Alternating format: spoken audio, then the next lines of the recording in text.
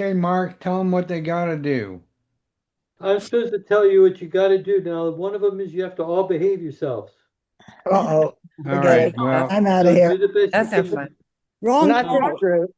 Please check if your phone's at the door.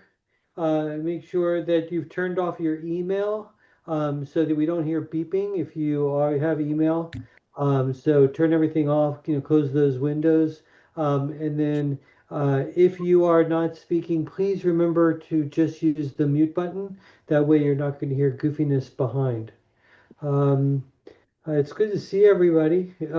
It's always nice to do this because that way we get to participate on the East Coast. And we have not just the only ones. I know Deborah's on the East Coast. I think Jessica is on the East Coast too. So we are all spread out. Roger, what did I forget, if anything? Glasses. you forgot to let Hasso in. I No, can't do that's both okay. I things, got him. Gene. I got him. I got him. What about the glasses, Mark, for the people that are just coming in? Oh, yeah. Yes, for those coming in, my wife is reminding me, and then someone said also, we're going to be doing a toast. And if that means Rocky Horror, then you need to bring brown bread. If you're not bringing brown bread, then bring a glass and have some sort of liquid in it. It doesn't necessarily have to be alcohol, but we are going to be doing a toast. Okay. So I guess without any further ado, let's open the space for real. And we'll do that with bringing, first off, let me light a little candle here. Bring in Patawari, hopefully. Don't set my room on fire. Whoa. Oh, Tatawari, thank you. Thank you for bringing these wonderful people together. Thank you for both our lives and thank you for celebration of the Padre. And without any further ado, we want to bring in the directions, starting with Deb doing the South. Oh, spirits of the South, on this longest day of the year, we welcome your warmth and your enormous loving heart.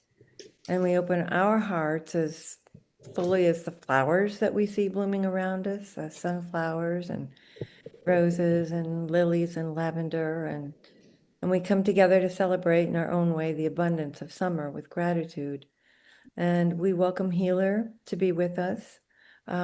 Teach us to be present to one another, to listen, to really listen with compassion, and to celebrate joy wherever we can find it and wherever we find it, and to carry one another gently through the sorrows and the challenges, to love deeply with kindness and patience and vulnerability and a willingness to release people and places and things and ideas whose time has come to an end, and to learn from Snake what and when to shed the old and grow a new, more shiny, resilient skin. And we welcome and call in fire, our very spirit. Kindle within us the courage to live fully and passionately and to become a spark that ignites hope and change and new possibilities. And just in case we need reminding, remind us to savor this moment and this day and this season, because we know how quickly things can change. And to the extent that we are able, let us sing or dance or both and feast into this long day with gratitude, feeling fully here and awake and grateful and alive. And with love and gratitude for your presence, we give thanks to the energy of the South for fueling our passions and bringing into manifestation our hopes and dreams on this most blessed summer day. Aho. Oh, Oh, thank you. Oh, And as she has called in the West. Jessica. Oh, grandmothers, keepers of the dream, we call you in to hear our prayers as we face towards the West, the place of darkness, deep darkness that we forget about at this time of full sun, but yet we're feeling that darkness at times. Help us to remember that it's okay to have the darkness here, to not forget about it, and to remember to keep diving and diving and diving and diving deep until we find a little light that's somewhere down in that dark, deep place. Help us remember that if we keep diving, the light will be there. Remind us, grandmothers. I call in the West and the darkness, a hope. Oh, thank you. And nice balance with this longest day of the year. You're gonna have Deb do the north as well, polar opposite to the south. So we call in our good, true, and beautiful and ancestral helping spirits, those who lived well and died well, and bring in the legacy that we can draw on. It's on their shoulders that we stand, and they are the old ones, the wise ones who bring us joy and love and peace. And ancestors, you rose to the challenges of your time, and you can help us do the same. So we thank you for that legacy, your blessings, and standing at our side and having our backs. And spirits of the north, Mother Earth and teacher, trickster, thank you for your steady presence in our lives through every season and every challenge and every blessing. You help us grow into wiser and kinder and more responsible, clever human beings. And on this summer solstice, remind us that that wisdom that you offer to us is found in joy and gratitude and wonder, as well as in hardship.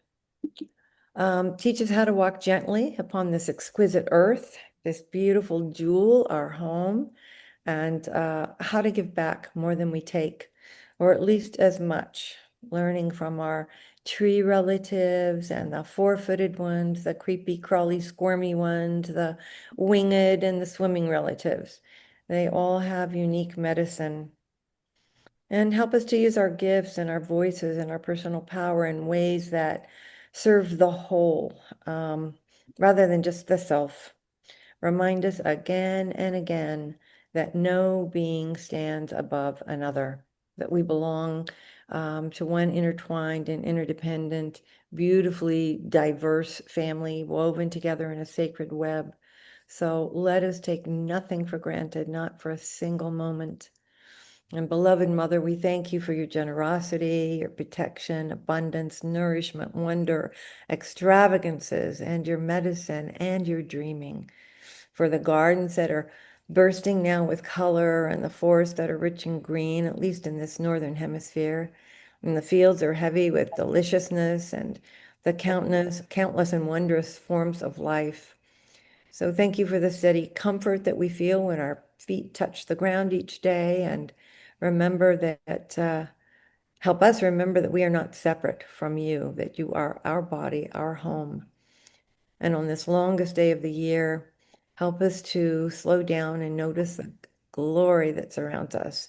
And may we be like a summer garden, rooted and thriving. And may we nurture the seeds of compassion and justice and healing that have been planted within us. And may they grow strong to serve future generations. So we give thanks to all the energies of the North for your wisdom, your stability, and your enduring love. Aho. Oh, thank you. Oh.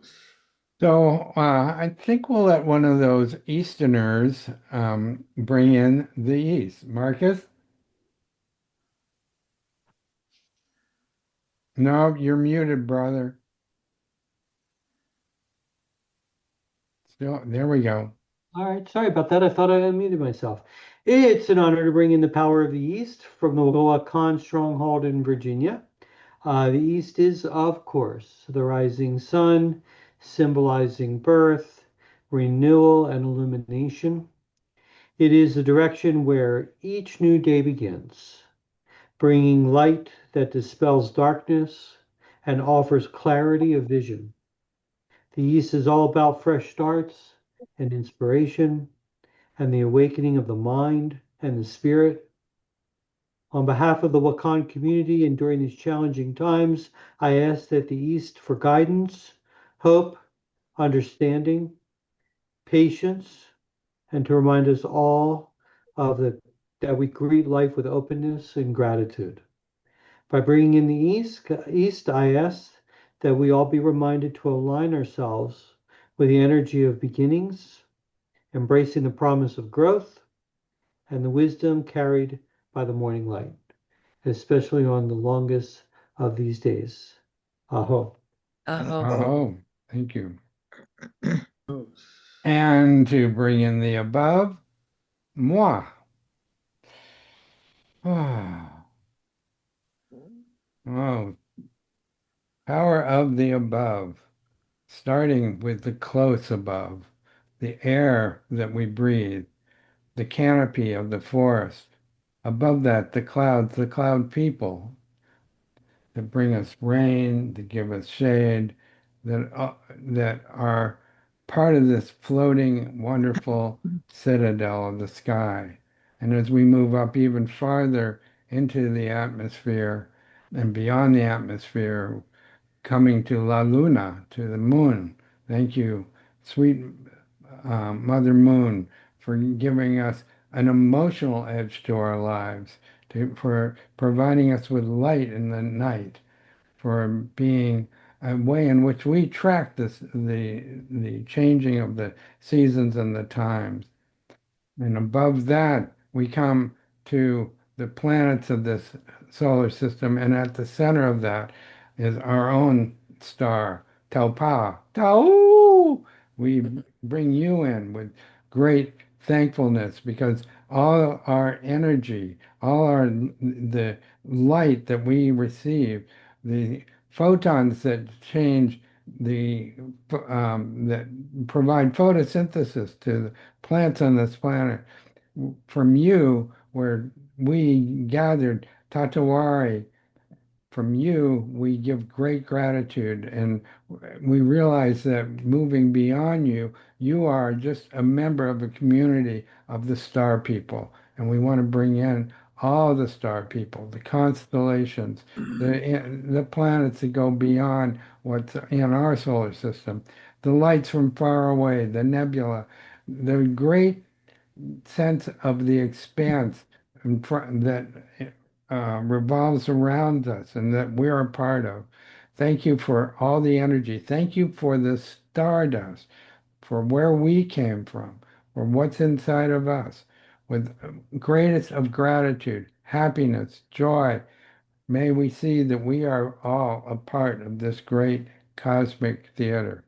May it be so. Aho. Aho. Oh, Bringing in the below, Ms. Nancy. mm. Below powers. Oh, much love to Mother Earth, Grandmother Ocean, Great Grandmother Growth, to Kutsunakaway, the Lady of the Waters, the Rock People, the Rooted Ones, the Mycelia Network carrying all of the messages around the world. Those that creep and crawl and slither and flutter and hum. The beings of the water who live in the water, who frolic in the water, whose home is the great mass of the earth, 70% of the earth that is water. The winged ones, the four-legged, all the beings of this incredible world, this earth place. We have much gratitude for you, and we send out prayers from this time of summer solstice, from our gathering here, we send out prayers to those who are suffering around the world. We send out prayers to the Palestinian people who are suffering. We send out prayers to the people who are seeking asylum. We send out prayers to the people who are undocumented, who are living in the shadows, who fear because their color is different, their religion is different, their beliefs are different. We send out prayers for all of you and for all of us. And may we find a way to weave peace through this web of life so that this beautiful, beautiful blue pearl of ours will survive and all beings will thrive. Ho. Oh, thank you. And closing out the directions, bringing in the center, Mr. Center himself, Tomas. Oh. Oh. Can't see him. Can't see me. I'm here. He's here. Oh, okay. Is my oh, sorry, I'm not muted. All right. Well, we can't see the Great Spirit either, can we?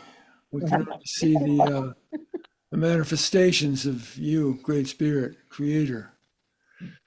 We give you so many names and images and associations and reactions, and bottom line, and underneath the bottom line, you're the one who's been always. You're the one who will be always. You're the one who are here right now. You're the one who gives us this breath of life and the gift of this human incarnation. Thank you. Thank you for believing in us and giving us the breath of life. And thank you for the gift, for the angels of protection that have brought us together this far in our lives. And may our joining today contribute to strengthening angels of protection work in the world for all those that Sister Nancy mentioned, and for all of us and all those we carry in our hearts, and for all our relations, protection, waking up, remembering the truth of who we are, what we are, and why we're here. Fullest blossoming, greatest good. May it be so. Ho, umbrios. Hi. Oh. So before you break into a little invocation prayer there, Tomas, I do want to mention to the folks who came in late, if you have a glass or a chalice handy at the very end, we're going to do a little toast. So if you can, if we don't want you to miss anything. If you've got a glass or something to drink already, that's fine. And if needs be, you can just join in energetically, raising a toast. You're on. I just want to welcome Brother Hasso and Jennifer and Rachel Ruru and everybody else that's Rachel Ruru. yeah. So just sharing some reflections. Number one, when I was listening a day or two ago, in part of my morning wake up prayers and gratitude prayers, it came to me really clearly how Wakan is a portal. It's a doorway to and from the spirit world, and through this portal that brought us together many years ago, and that connects us with with in fact all the relatives through time and space who have been touched by Wakan, including those in the spirit world. That through this portal we're all connected right now, and always will be, So just sinking into that, opening up to that truth of Wakan as a portal. And so reflecting on the I can speak better and hear better when my eyes are closed, because my eyes are tired too. So Father's Day, gratitude to all our fathers, gratitude to the fathering principle that can live in all of us of nurturing life, protecting life, celebrating life, the fathering principle of the medicine, and Father Son, of course, giving us this longest day of Father Son sharing. And so it's an opportunity. It's an opportunity to really open ourselves. I mean, now it's Father Son's going down in a while, but as we keep going every day, but on this longest day, whatever's left, to open ourselves to the infusion that comes from Father Son, the wisdom, intelligence that it flows into us through like the photonic flows of energy. And if you close your eyes and you put your hands over your eyes for a moment, just invite you to do that. Just take a moment and put your hands over your eyes. And of course, there's darkness, but in one way or another, you'll also see light.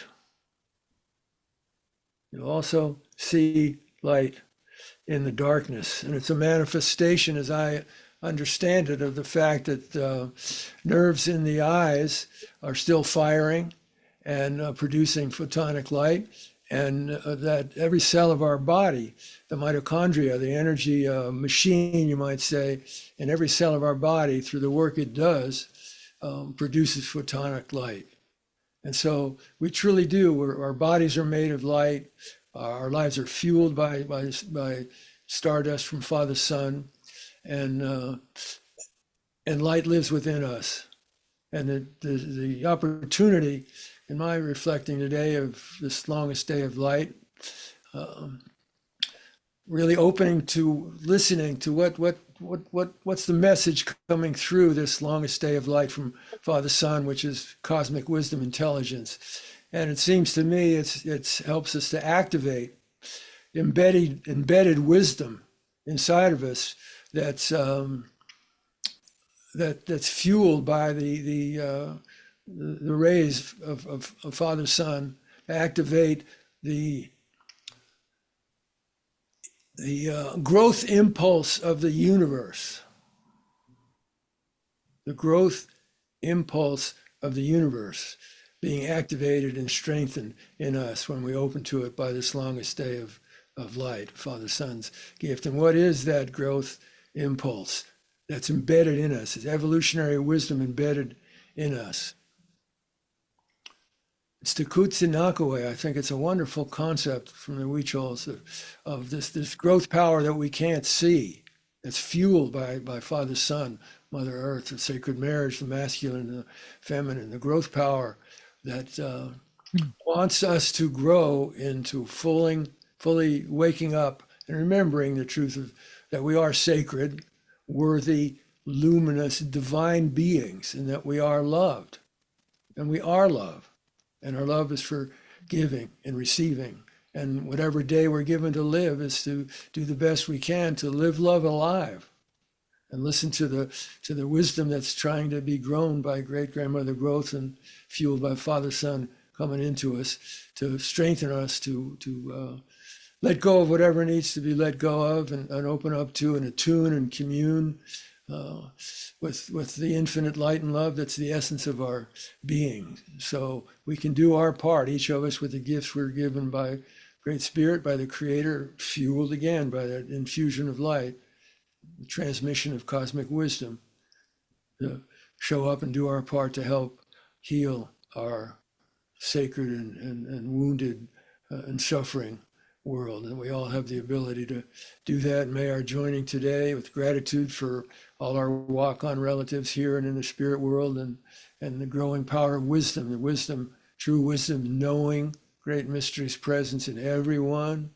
and everything, everywhere, all the time, always seeking to bring through fullest blossoming, greatest good, always seeking that, but it's not guaranteed in this middle world. And that's why Spirit gives us our lives so we can show up precisely to the challenges in our own lives, our bodies, our minds, our families, and the challenges that impact on us from what's taking place in the world, and do our part to open the Neurika to bring through fullest blossoming, greatest good. May our joining today open the Nearika wider with the gifts that come from you, Father, Son, and you, Great Spirit, and Great Grandmother Growth. Polish up our stardust so we can really live with joy, walk on the heart path to completion for healing of the sacred hoop, and may it be so. Oh, happy Yeah. Father's Day. Oh, Yeah. Happy Oh, solstice. Happy Father's Day. happy Happy solstice. solstice. Hi. Oh. thank you, Senor. Thank you, everybody. Hmm. So, those in the group that may be looking at the agenda are scheduled for today. Not that would be the folks that are kind of participating and helping to bring this thing through. Not, um, you will see that I have announcements in there. I've moved announcements. So it's time, Nancy, for you to bring in your story. Yay. All right. Well, people are welcome to close their eyes for this too, because sometimes we can see old stories better Hmm. when we just have our ears open, but either way is fine.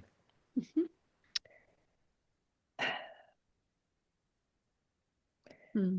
In a time just before this time, or maybe just to the side of this time, or maybe once upon a time, there was a monastery on the top of a hill, and it overlooked a glade where there were picnickers. They would come, they would bring their children, they would laugh, they would play, and young men would come up to the monastery and seek to take orders.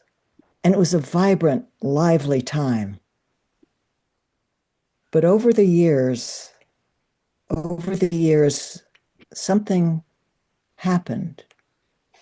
No one quite knew what it was, but fewer and fewer people would come to picnic, and fewer young men would come up to the monastery until finally, one day, there were just 6 old brothers and the father abbot who were left.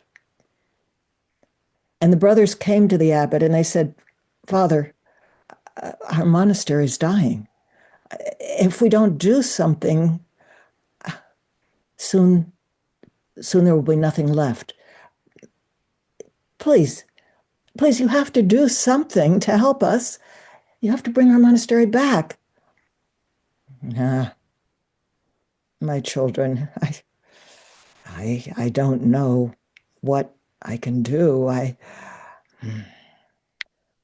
have a friend, I have an old friend who's a rabbi. He's very wise, and he lives in the middle of the forest in a hut there, and I'll go visit him. He may be able to tell us what to do. And so the abbot prepared for the journey, and they got him a knapsack and filled him with a lunch, and he took the staff in his hand and he walked down the hill and through the empty glade and into the forest. And he walked farther and farther and farther until he came to the very center of the forest where there was a clearing. And there was a hut in that clearing and a bit of smoke coming up through the chimney. And the abbot went and he rapped, bam, bam, bam, bam, bam, on the door. Come in, the door's open. The abbot pushed his way in. And there was his old friend. Ah, good to see you. Well, it's good to see you too. And the old friend sat and they talked, and that's as old friends do. And they chatted about this and that and the other thing until finally the rabbi looked at the abbot. Eh, old friend, you didn't come here just for a talk. Something's bothering you. What is it? Well, the abbot told him, of course. There was a worry that The monastery wasn't going to make it. There were only 6 brothers himself. He was getting old. They were getting old, and he didn't know what to do. And, well, friend, I'm hoping that you can tell me, how can we rebuild our monastery? What can we do? Uh, oh, friend, well, I wish I could help, but you can see I live in a hut in the middle of a forest. I'm a hermit. I don't have students. I'm sorry. I have no idea. I have no words for you. Well,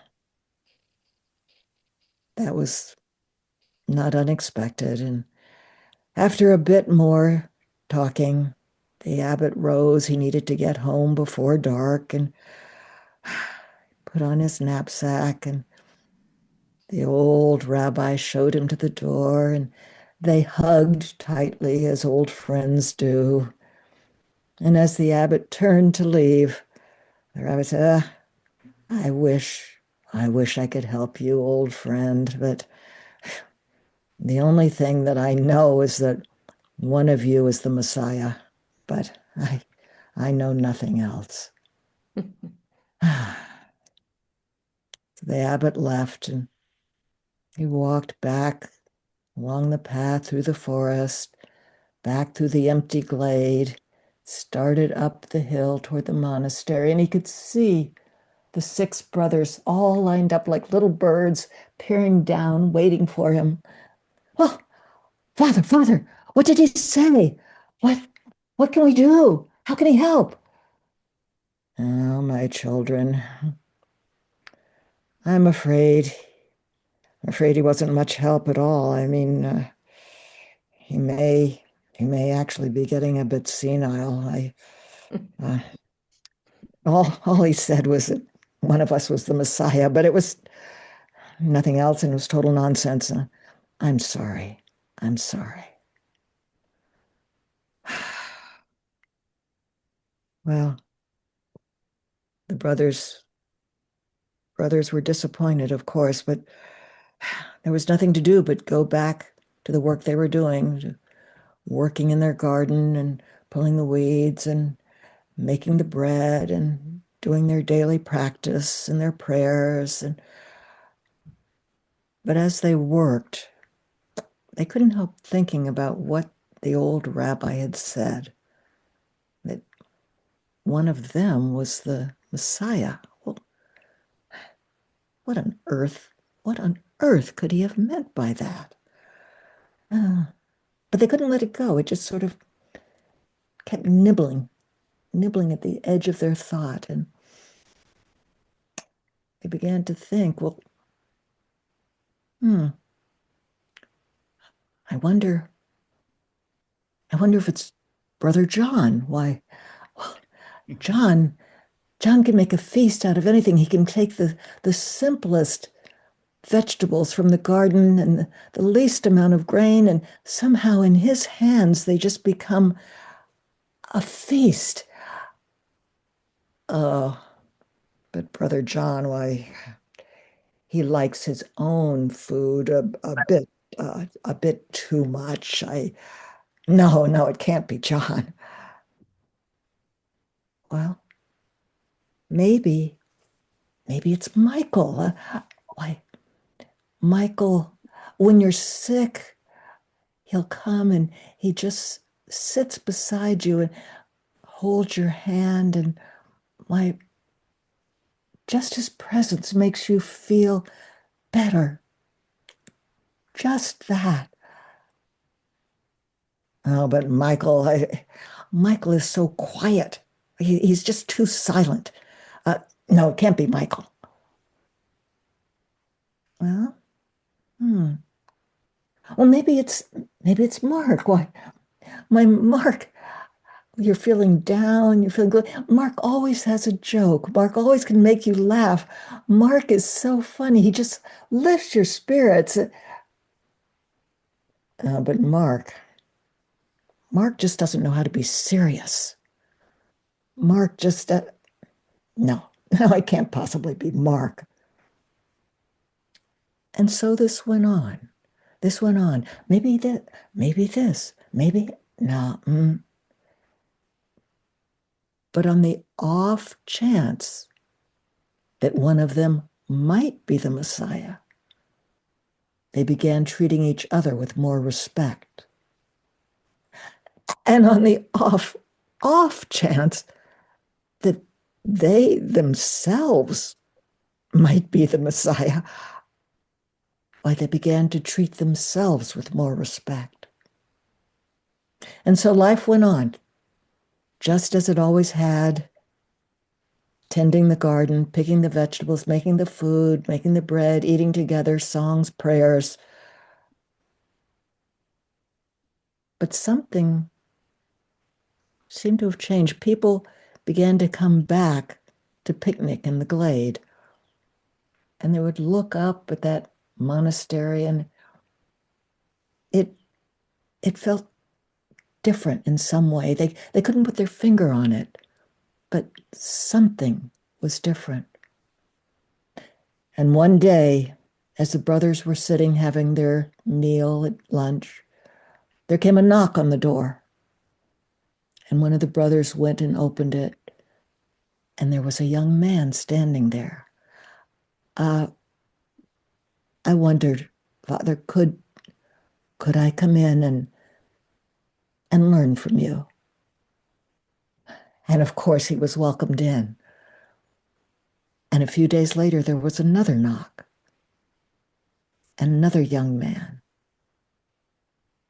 And then more young men, more knocks. And soon that monastery was again a place that was bustling with energy, with learning, with laughter, with teaching, with joy. And there was only one thing that still puzzled those 6 brothers and the abbot. They never could figure out which one of them was the Messiah. Story end. Mhm. Wow. Hey, Thank you. Good. thank you, Nancy. Thank you. Wow. So let the sharing begin. There is a suggested theme, seeing as it's Father's Day, and the theme being, if you wish, uh, to how you feel you can awaken a good father within yourself, or you can talk about how this longest day of the year, the light that comes in and the light that you can accept into yourself, or you can just talk about whatever you want. And we've got about what time we're at yeah, we've got about 45 minutes. So be succinct, but if you want to share, you know how to raise a hand, and we'll call on you. I'm going to start. I didn't have a chance to speak last time, so I'm going to jump in here first. I just feel um, so deepened and inspired by everything that's been said today. I was this afternoon feeling so lazy and kind of grumpy, and do I really want to join in? And you know, how it goes. But I decided I have over my coffee pot in my kitchen, Angelus Arian's Fourfold Way, just very briefly. Well, the first one being show up, be present, pay attention to what has heart and meaning. Be without judgment. There's another one I'm not remembering part of that. But the last one is not be attached to the outcome. So I remind myself of this every morning. And when I was wishy-washing around this afternoon, decided I was going to show up and be present. And I'm Yay. so glad I did. Yay. Yay. I just feel like you helped Yay. me sink so deeply, into the prayers. And everybody who spoke was just felt so inspired. And Tomas, you also at the end there bringing in that wonderful, feeling about the protons and the light behind your hands. It was just wonderful. So thank you. I just really, it's going to be my birthday on Tuesday. You're not going to know about it because of Roger, of course. So I'm just reminding you now that I'm in the process of turning 85. Oh, And it's such a turning, it's such a wonderful time for me. I just feel like I'm, discovering new things and going deeper and challenging myself more, and then feeling lazy, like, can I really do it? I'm too old, and, kind of back and forth, testing the boundaries a little bit, but a lot of times just being lazy and giving myself permission to get older. Mm, But anyway, it's just so good. I'm so, so glad I came today. And, mm, Mark, you inspire me so much. I wish I, let you know that more, watching your progress mm, in your state there, and really sending prayers to you and honoring what you're doing there. But anyway, can't bring everybody in, but so glad to be part of this. Thank you for listening. mm. Thank you. Oh, Thank you. I'd like to speak. Mm, I'm here in Texas closing a door because our last piece of land got sold, and I'm spending a month letting myself grieve in the most beautiful way because my parents saw the beauty of the bio when I was young. People worked and didn't really see the beauty of it. It's dark, it's mysterious, it's dirty, it can look dirty because it's not clear water, and it's so beautiful. And our family's land is a nature across from a nature preserve and is a nature preserve. And I'm living in this amazing house that my father put up where the house is on the second floor. And I started remodeling it and took two 9-foot sections of windows out and then didn't have enough money to finish fixing it. So it's almost like glorified camping. But I know every bird and every alligator that mm, comes to visit me. And I'm just in a really deep place of letting go of the past like I never have before and stepping into a future that I don't know. And how the only way I can do it is to lean into nature. And like you, Marilyn, I'm so grateful to be here. I was sitting with everyone, looking at everyone, and just feeling like, whatever it is now, over 30 years for me was mm, most of you, and, all night ceremonies and different people I've been over all these years, and how now at 71, I feel really grounded in who I am and can show up and not feel nervous about calling in a direction. Am I going to do it right? And let my mind tell me different things or say the right things, or did I do it as good? Just feeling really grateful to be sitting with other wise people that we've seen each other go through so much stuff and witness and support. And I just I just wanted to speak to acknowledge it. mm, All the gratitude of depth of wisdom and prayers that we've shared over all these years. Thank you. mm. Thank you. oh, Beautiful. Thank Thank you, Yossi. you. So good to see you, and so good to hear that coming from you. It's great. I Hmm. want to share one last little thing. There's a 16-foot alligator, a grandfather alligator, and I've been checking it out on ChatGPT. I mean, Oh, I have not seen one that big since I was a little girl. And he wow. comes twice a week, and it's always big medicine. I mean, you just can't even find them that big anymore. And he came one day when I was going through a lot of stuff. And I had only heard about it and seen it on documentaries that they bellow. And they're equivalent to the lion in the jungle here. They're the apex of the predators, and they're not afraid of anything except for a human. And he went over to where I think maybe a nest was, and it sounded like a lion roar. Wow. And I mean, and I was checking, it's like, I'd never heard it before in my life. I only heard about it. And it was a message to roar. I needed to be in my power and speak up about some things because I was angry and hurt, and to be willing to just be in that place because he's not afraid of it. So I just wanted to share with you because it was amazing. God, that is amazing. Gator medicine. Wow. Incredible. That's a gift. Mm-hmm. Yeah. Powerful medicine. Yes. Wow. Yes, you don't go running around naked at night out there. Yeah. Oh, Or clothed.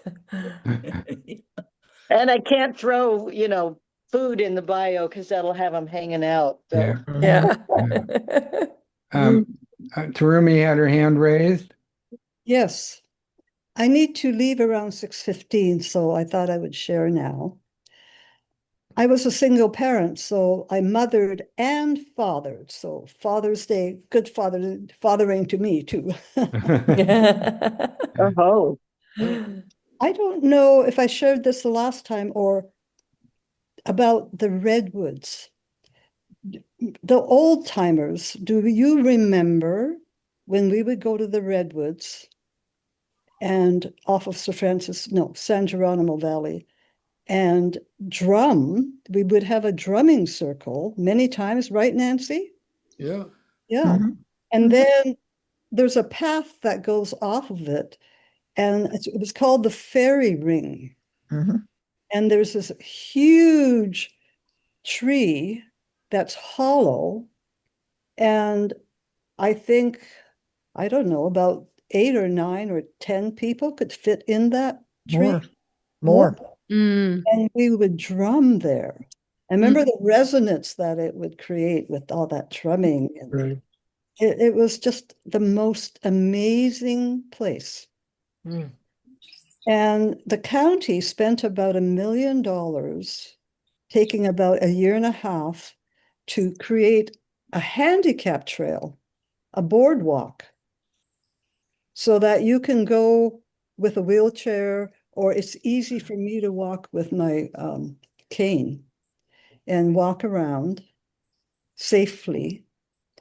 And then those who want, they could go off to bigger trails and be above Spirit Rock, and they could choose multiple trails that are much more challenging.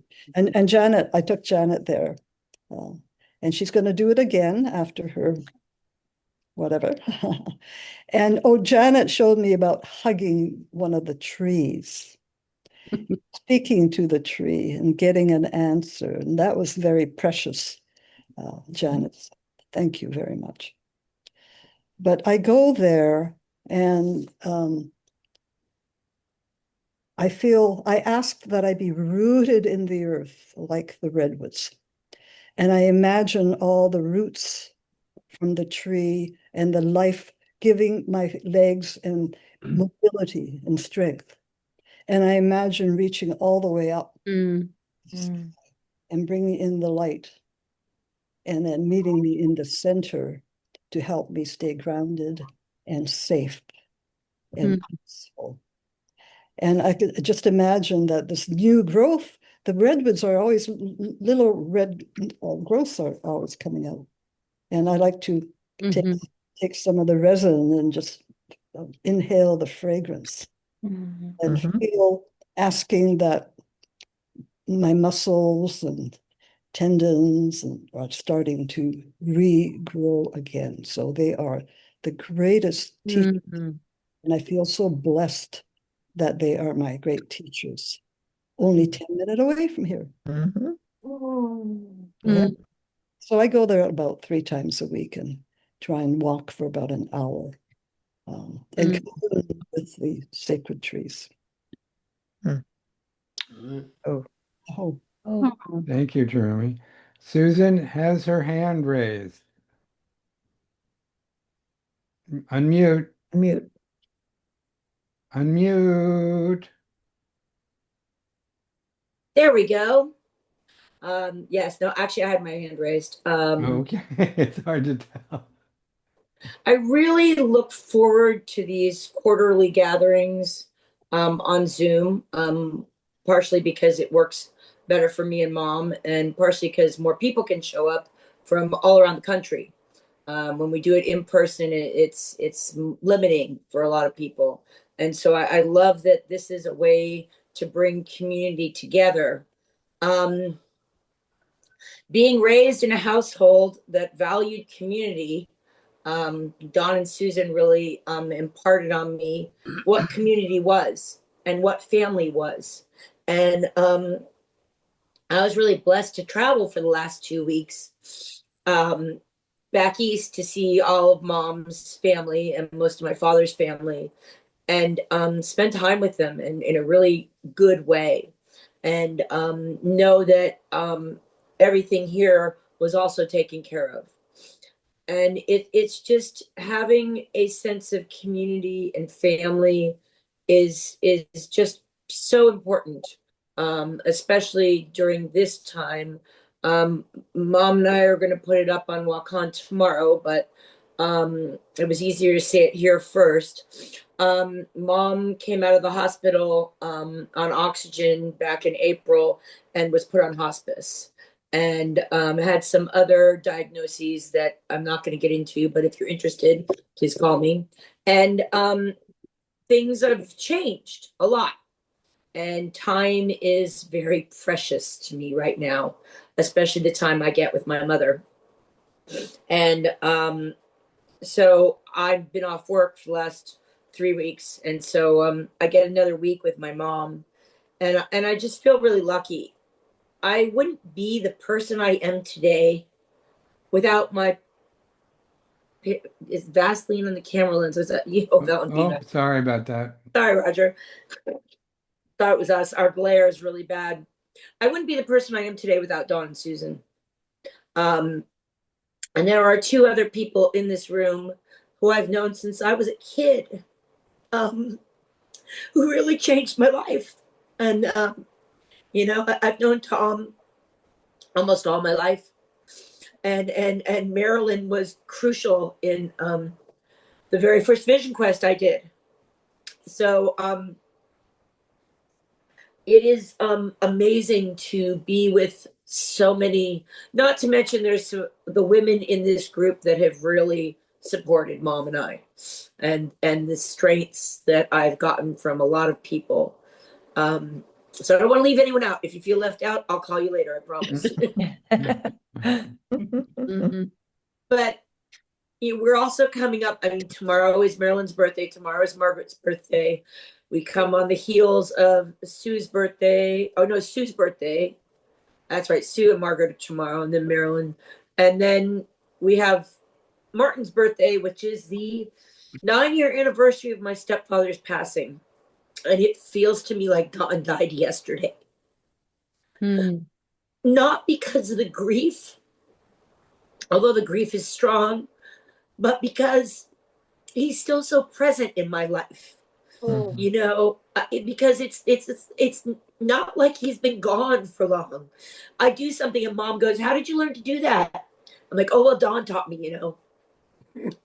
God, he taught me how to parallel park. He taught me so many things.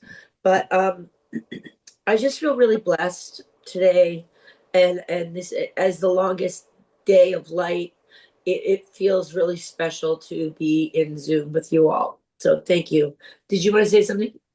Mm. I just want to say thank you for saying all this. No, really. I love you, mommy. All right, we're gonna sign off. Oh, Thank you. Thank you. Somebody gonna raise their hand? I'll Or raise am my hand. I'll I- go. Rachel. Yeah, so it's just really nice to be here and to see all of your beautiful faces. see Mark and Jennifer. It's nice to see you guys. Yeah, all of you. Valentina, I don't know you, but welcome. Um, I wanted just to honor my father. He he was such a good man, and I don't, sometimes I wonder if I would have made it in my life without him, because my mother was really off the rails a lot of the time. And he not only was he a stabilizing force in my life, but he believed in me. And we had a really special, deep connection, a spiritual connection. We used to go skiing together all the time. And one time, I think it was the second time, I kind of ran away from home, because I was grounded all the time. So I would just take off and not come home. And I came home, and of course, they were completely beside themselves. And he slapped me across the face. He had never, ever, ever, and I deserved it. And he said to me, "You can rationalize anything." And it was so powerful because, that's true. And it's a teaching, it's a lesson that I've carried with me throughout my life. So I just wanted to take this time to publicly honor him and thank him. And how he brought into my life deep nature. He was a hunter, a deer hunter, and we had this cabin off the grid. And I learned he taught me how to make fires and how to chop wood and carry water. We pumped the water and brought it into we didn't have running water. We had an outhouse. And so and music, and he brought music into my life. And so I just want to honor him, Richard Paul Sullivan, for all that he gave. He was an incredibly stand-up man who had deep integrity. So here's to you, Daddy. Yeah, Oh, beautiful man. that's beautiful. Yeah. Awesome. I see your hands up. Yes. Hey, everybody. It's Hey, wonderful. Hi. It's Yeah, wonderful, wonderful to see you all. I'm so blessed to just have this moment with all of you. Yeah, I was on I climbed up Mount Tam this morning to just greet grandfather's son, and I was thinking about all of you and the many times we have done these ceremonies and sang together. And it was just a really beautiful reset, as it's always is. Beautiful reset moment to just recognize that how precious presence really is. I feel that also now. It's that there's really that love seems like a very broad term, but I always come back to that total love is actually just total presence. There's so much love and total presence, and so to have these opportunities to share that with each other. Yeah, and I'm really grateful for still doing all my healing work and showing up and feeling the calling to keep showing up. And I'm just recognizing how many people are out there who are really suffering, and how so many illness process are getting more and more complex. It seems like, yeah, I'm just recognizing the complexity of what we're all getting into. And I think it's a much broader inquiry, obviously, that goes way beyond healthcare, but also includes healthcare. So I'm very humbled by those teachings that are coming through with my own clients. And as a father, I'm just really seeing Mira has just turned 20. And so I'm sure some of you still remember climbing up the mountain with Padma, and that also doesn't feel like that long ago, but at the same time, it is another lifetime. Yeah, and all the sharings. The other day, I joined a rowing club 6 months ago or 9 months ago, and I just realized I needed to get in better shape. And it really has helped me tremendous to just get my life back in a way, my body in a complete new way. And the other day I was I'm rowing with these folks in their 70s and 80s, and this 84-year-old lady was standing next to me, and just was talking to me like I was some kind of youngster, and I said to her, I'm not that young, and then she said, well, how old are you? And then I told her how old I was, and then she said, well, I'm 84, she said. And I just realized, it's just all in the attitude that we bring to something, it's just we can change everything. We can change everything. And that's just what I'm discovering every day. I can change everything. I can change my thinking, my beliefs. I can completely put my life on a entirely new trajectory if I choose to. And so it really comes down to values. It's like, what do I really value? And what do I want to grow in my garden? So, anyway, I just wanted to give thanks to all of you. It's so wonderful to just be in your presence. It's good medicine. All right. Yes. Good medicine. Good to see you, Hasso. Thank you, Hasso. So beautiful. Mm. Leonardo, and then Jennifer. I just want to say thank you and express my gratitude. I just turned 83. In my mind, I'm like 18, 19. My body's another story. But I believe that every day I'm getting better and better. And I go throughout my day, each moment, open to experiencing love and experiencing joy and experiencing spirit in unexpected ways. And it always blows my mind that if you pay attention and look around, the universe is alive and connected and working with you and for you. So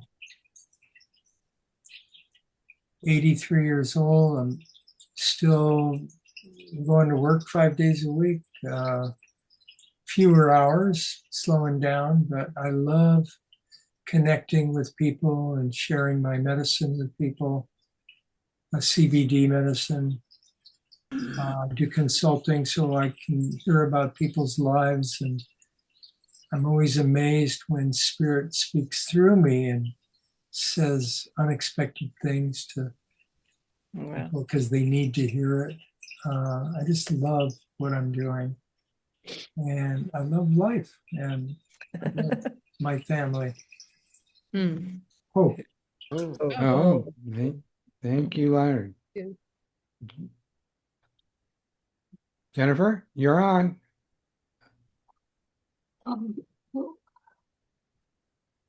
I am so glad to be here and see all of your faces. I wish there were more of them from the community. Really. Golly, golly, golly.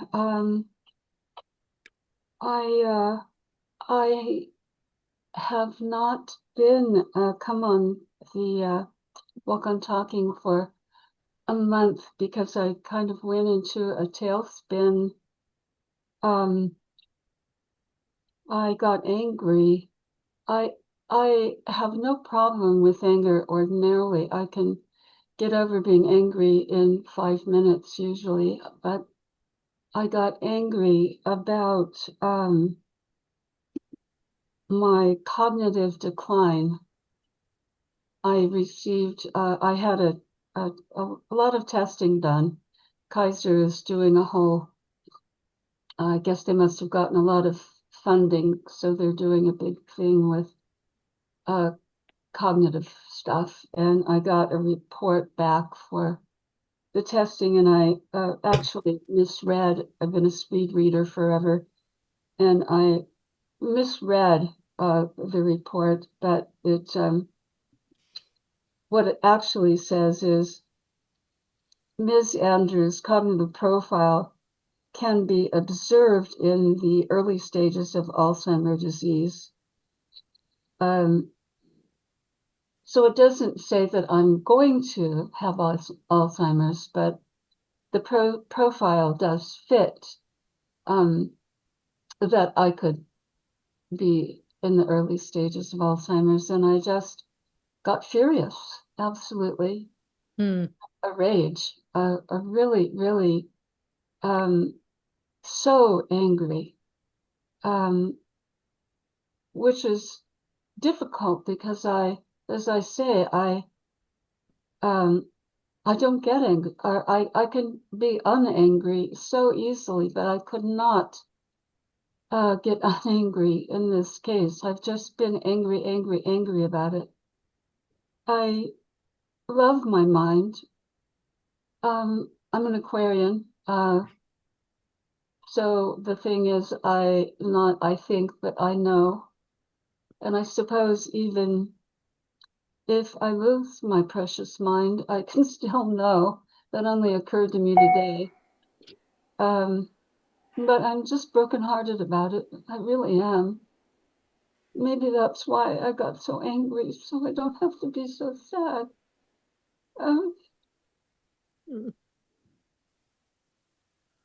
Right now, I still have a good mind. I don't have a good memory, but I still have a good mind.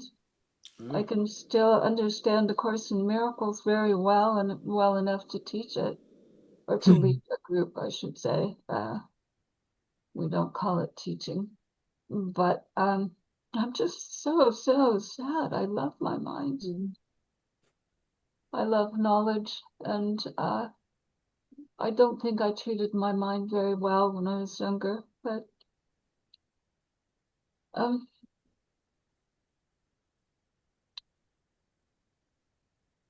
don't know what else to say about it really, but I don't want to give up on my mind. I won't give up on my mind. I do. I have to get in touch again with this lovely woman who did the testing. She was just so delightful, and do all of the things to do to keep my mind as best I can. I do puzzles all the time, these lovely puzzles for adults, wooden puzzles. I got the first one from, well, you don't need to hear about that, but I just find the whole thing heartbreaking. I mean, don't you all just love your minds? Sometimes. And Martin is just wonderful, so wonderful. He used to be a pain in the butt, but I tell you, he's just the most wonderful husband I could ever ask for. Really, just wonderful. So I don't know what else to say about it, but I could use your prayers. We love you, Jennifer. Absolutely. Yeah. Absolutely. It's You have my wonderful to prayers, see you. Jennifer. Thank you. Mhm. Really Please good pray to for see my you. mind. I long to keep it. I love it so. I mean, as you all do, of course. Ah, thank you. But I love your heart just as much, darling. Thank you. Thank you. I do love my heart too. It's just as important to me as my mind, but oh heavens. It's wonderful to feel your vulnerability, Jennifer. Thank you, Hasso. Mhm. Yeah, well, it's just as important to me, really. It's always felt very important, especially since working at the Center for Attitudinal Healing, it really showed me the importance of being vulnerable. And in order to allow everyone to be vulnerable, we put on such false fronts, you know, people do, and I want people to, I want to be, I want to be an example of vulnerability so that other people can be more comfortable to be vulnerable too. It's been a mission for me since working at the center because people feel they have to be something, you know, be a false self in order to be okay. And it's just so much better to be who we really are and give permission to people to be who they really are. Even if who they are is losing, you know, losing parts of themselves. I love you all so much. I just thank you, Roger, so much for continuing to do this so that we can share who we are together. Yeah. Yeah.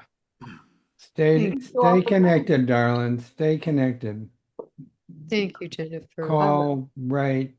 We love you. Absolutely. Thank you.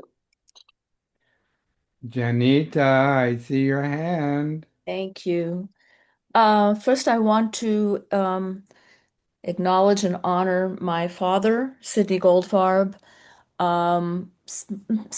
Many of you, several of you are familiar with my origin story and my father being the wonderful provider that he was and how that enables me to have the life I have.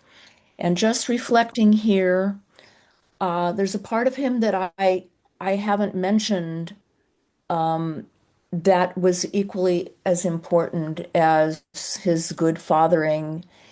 I've mentioned many times how politically progressive my family was. My father and my mother, activists in the late 40s when I was born, and in the 50s, it was a rough time, and how they and their circle of friends fought for a lot in terms of what the government was doing and in politics. And he was a man who was an adventurer and a world traveler. And when I reflect on it now, I realize that he's probably the first person in my life who I, now reflecting back, that evolved emotionally, physically, spiritually, which was not that common for men of that time. But that's who he was, you know, bringing his family from the depths of Brooklyn to Hollywood, you know, a very different place. And he always experimenting inside and out. And I see that now. I mean, he introduced me to jazz, to literature. He's the one that told me maybe I should go to college in San Francisco because it was an interesting city. I had never been there.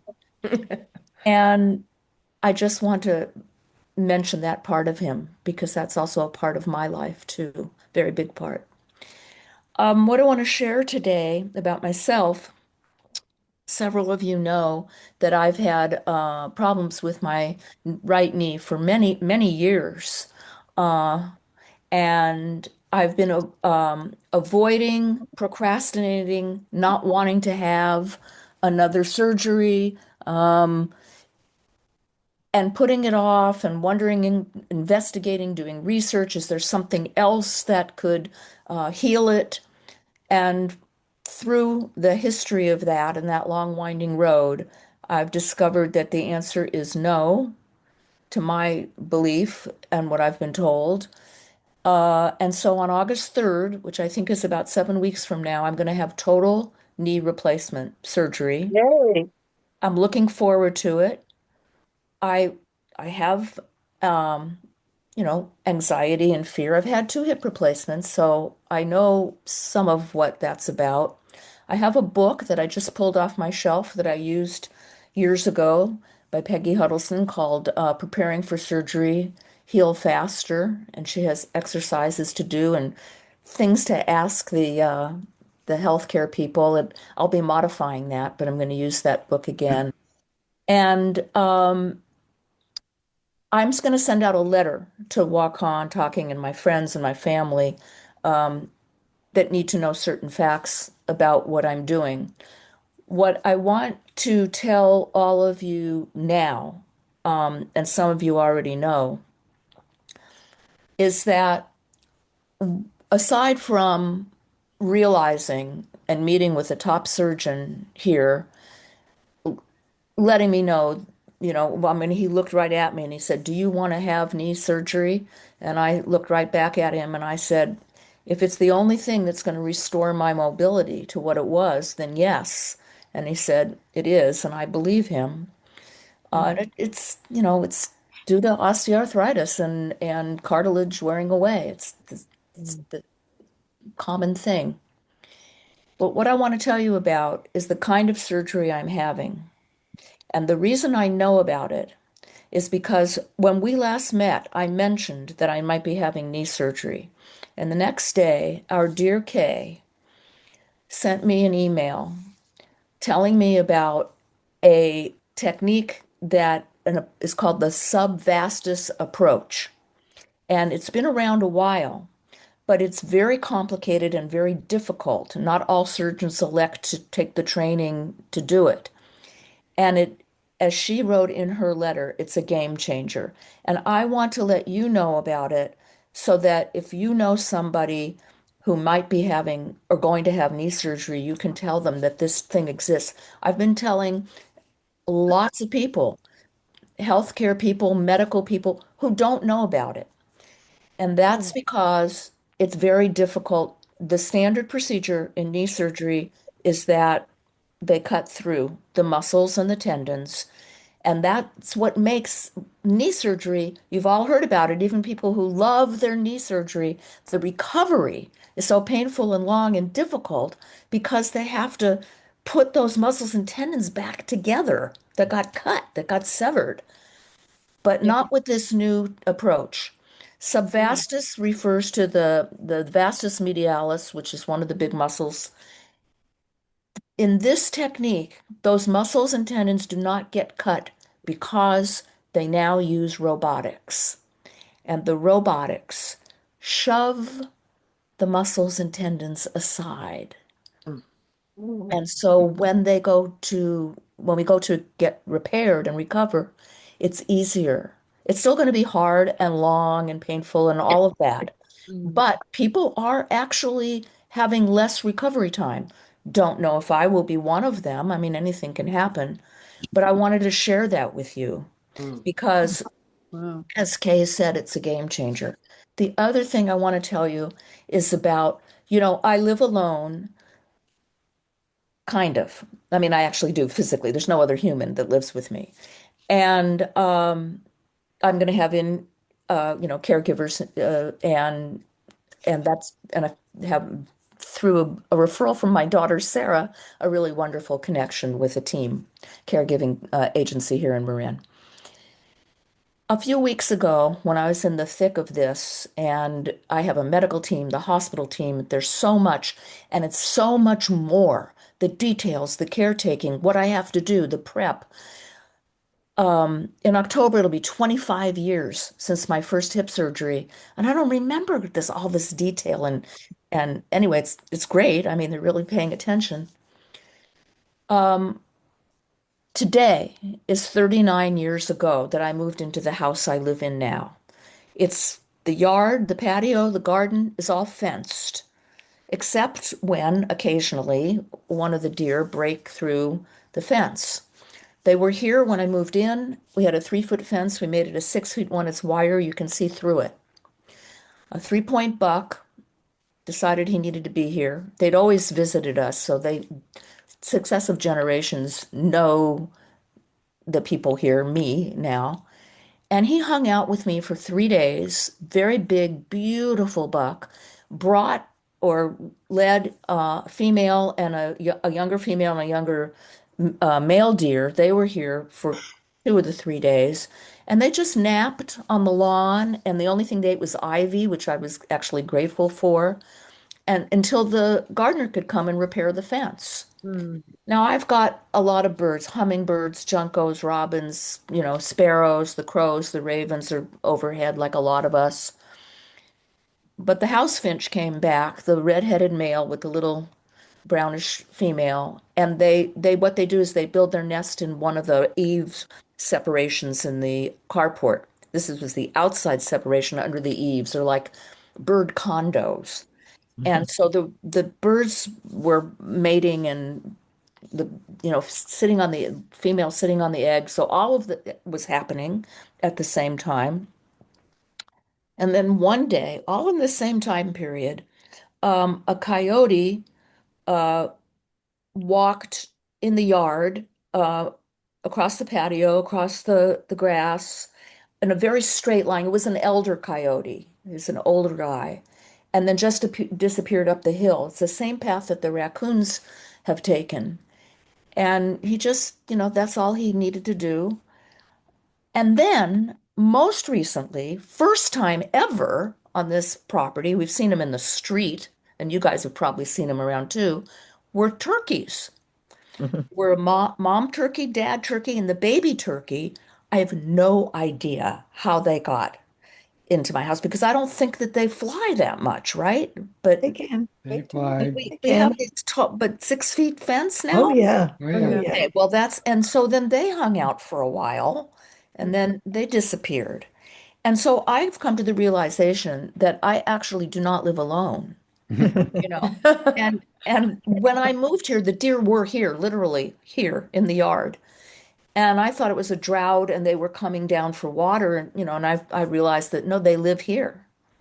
So I have been honored and amazed that in this they have all brought something to me, all their medicine, every single one of them, all at the same time, right? So I wanted to share that with you. Oh, and we used to have a herd of quail, and they would eat birdseed on the ground, and the cats scared them away. And that was many, many years ago. And I knew they were somewhere here in Homestead Valley.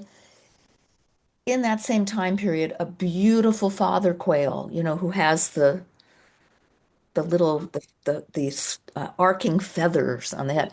He showed up too, and it's been an abundance of non-human animals, interacting, and I feel so grateful for that at this time.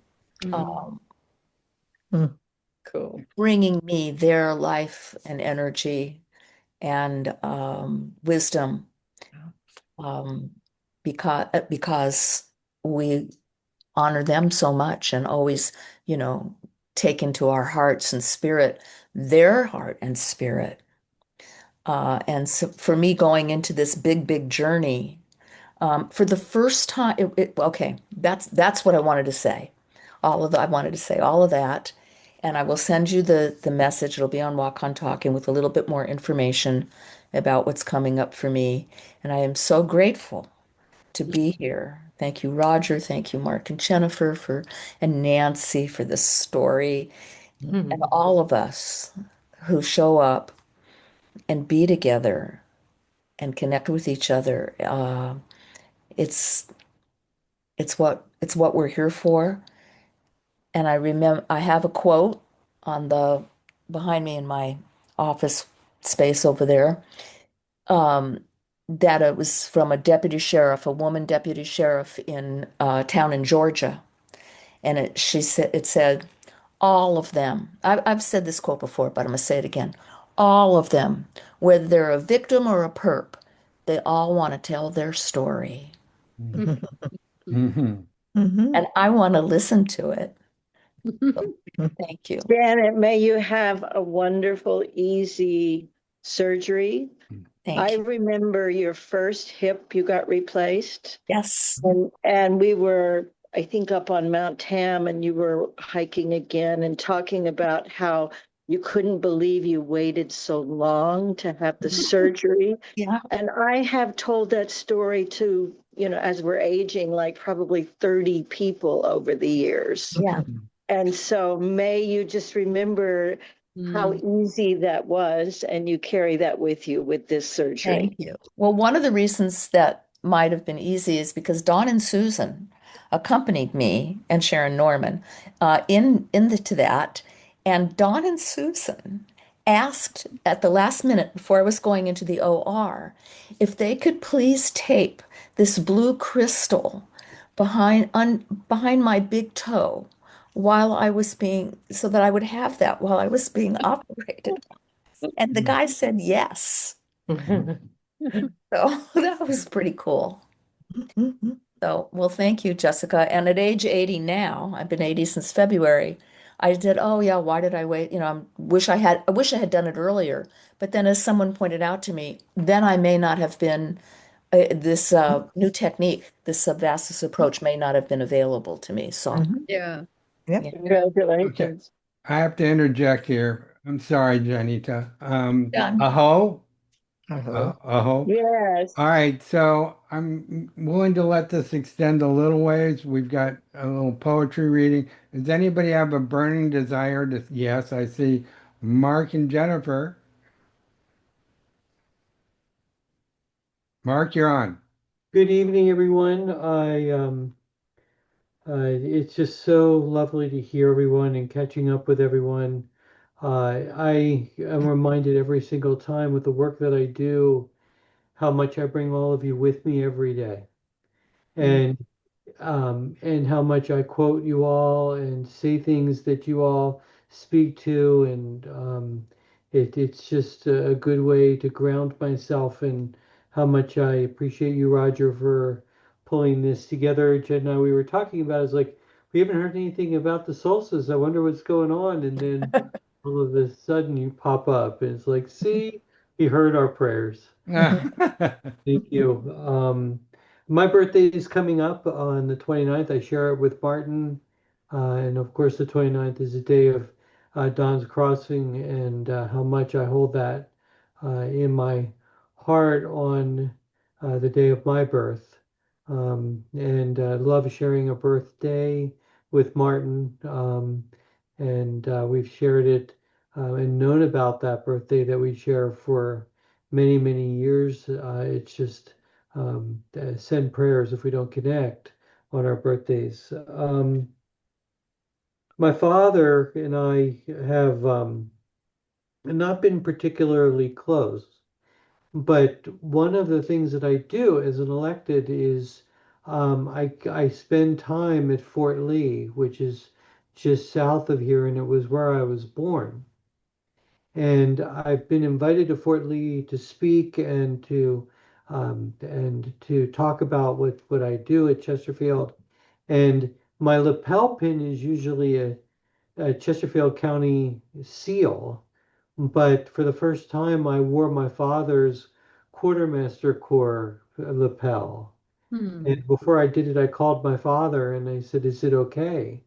That I do that, because he never talks about his experience in the army. And he was so excited that I was wearing his quartermaster lapel pin. And so I was able to, when I spoke, to speak to my father's, because he just opened up and talked about his experiences in Fort Lee and being in the army. And so I just thought it was an incredible Narika to be able to wear his lapel pin. I've now done it twice, and of course I didn't serve, but just with the sheer so the commander, when I saw him and spoke last, he said there that the quartermaster corps has been consolidated, and he said, "I want to make sure that when you come back, that we're going to give you the now consolidated pin, but I'm going to give you two, one for you to wear and one for your dad to wear. Wow. And so I'm very excited. So when that happens, they were still trying to decide what it would be. So I'm looking forward to that. Uh, we're at the time of the sun, and Jennifer and I just came back from Devens, Massachusetts. We had the ability to tour where they're building the first fusion plant. It won't be an actual commercial plant. That's going to be built here in Chesterfield County, the first fusion plant in the world through Commonwealth Fusion Systems. But Jen and I got to see what they're building in Devens, Massachusetts from folks from MIT. And not often does anybody have the opportunity to see this being built, but we're watching the sun being built here on planet Earth. And so I really encourage folks to go out and learn about Commonwealth Fusion Systems. It Okay. was so fascinating, and they're gonna flip that switch sometime in 27. So that's going to change the world. Wow. That is going to change the world. That is the holy grail of energy. And for Jen and I to have toured the plant, it gives me chills. It reminds me of the movie Contact. Remember when they were building a spaceship? They're building this thing that is just unbelievable. A couple of things really quickly is that I'm coming out there on July 8th. I'm looking forward to spending time with Tomas and going into the mystery. If I don't go into the mystery fairly soon, I think that Jennifer is going to kick me out of the house. The job is a hard one, and I reached out to Tom, and so I'm flying to Santa Barbara on July 8th, and we're going to spend some time, Tyrone. I'm really looking forward to it, and going up to spend time with Sister E in Reno. So I just really excited about that. And then you, Tyrone, are coming here on August 8th. So if anybody is wanting to come to Richmond, here's an opportunity to come to accept Janet because you're going to be too busy doing surgeries. So we're going to be sending you prayers. Absolutely, when we go into the mystery here in Richmond. Um, Marilyn, thank you for your words of encouragement. What I do every day is really hard. And what you see every day in the news is what I'm in the middle of, but on the local level. But I'm an easy target, and they can't get a president on the phone, and they can't get a state senator on the phone, but man, they can get me on the phone. And they say some of the most horrible, vicious things, but they're not angry at me. They're angry at what's going on, and I'm just an easy target. And I know that, but it's hard on me and Jen at times, being the empathic person that I am. And so tomorrow, for the first time, I'm going to be speaking in front of about 1 million people, which is kind of blowing my mind. See, we hired a new county administrator, and that person is coming from Kalamazoo, Michigan. Jen is like, don't say too much because it's going to make news, and so this is being recorded. So be careful. Jen takes good care of me. But it's going to make news tomorrow, and it's going noon tomorrow. I'm going to be speaking and making the announcement. So it's a big deal in the Central Virginia area. So, but we're excited. I'm excited. It's 6 months of working. So, all right, that's all I got. Jen, what do you want to share? I don't really have much other than I'm just here. A lot going on. The girls are going through a lot of transition. So it causes us to go through transition. But good stuff. Ellie will be on your coast come September. She's going to UW for her master's. And Sage is going for a PhD. She'll be living in Maryland. Her and her boyfriend are moving in about 2 weeks to start to Wow. for their change in Maryland. So Where in Maryland? she'll be in Towson. She's Yep. going to Towson University for Yeah. her PhD in autism. And Ellie's going, it's over my head. Aerospace, astronautics. I don't know. She wants to be an astronaut ultimately. So Ooh. Wow. a lot. We lot of- believe her. yeah, she'll get there. We believe her. Lots of transition. That's why we blacked this out. That we have Ellie's apartment being moved into our home. She can go out west for a while. But just good to see you all. I will not be out there, but looking forward to Tom visiting here. I know the girls are going to try to come in for the weekend to see him too, because they always don't like to miss that opportunity if they can. So, but just good to see everybody's faces. You too, Jen. Thank you, Jennifer. Okay, so Diane, I know you've got a big thing coming up, but um, don't you have something that's been written? Yes. Okay, I just want to honor you for that. We're Thank you. really running over um, for tonight. Does anybody out? If you really have a burning desire, I'll leave this thing up and we can talk and you can share after we've kind of closed the circle.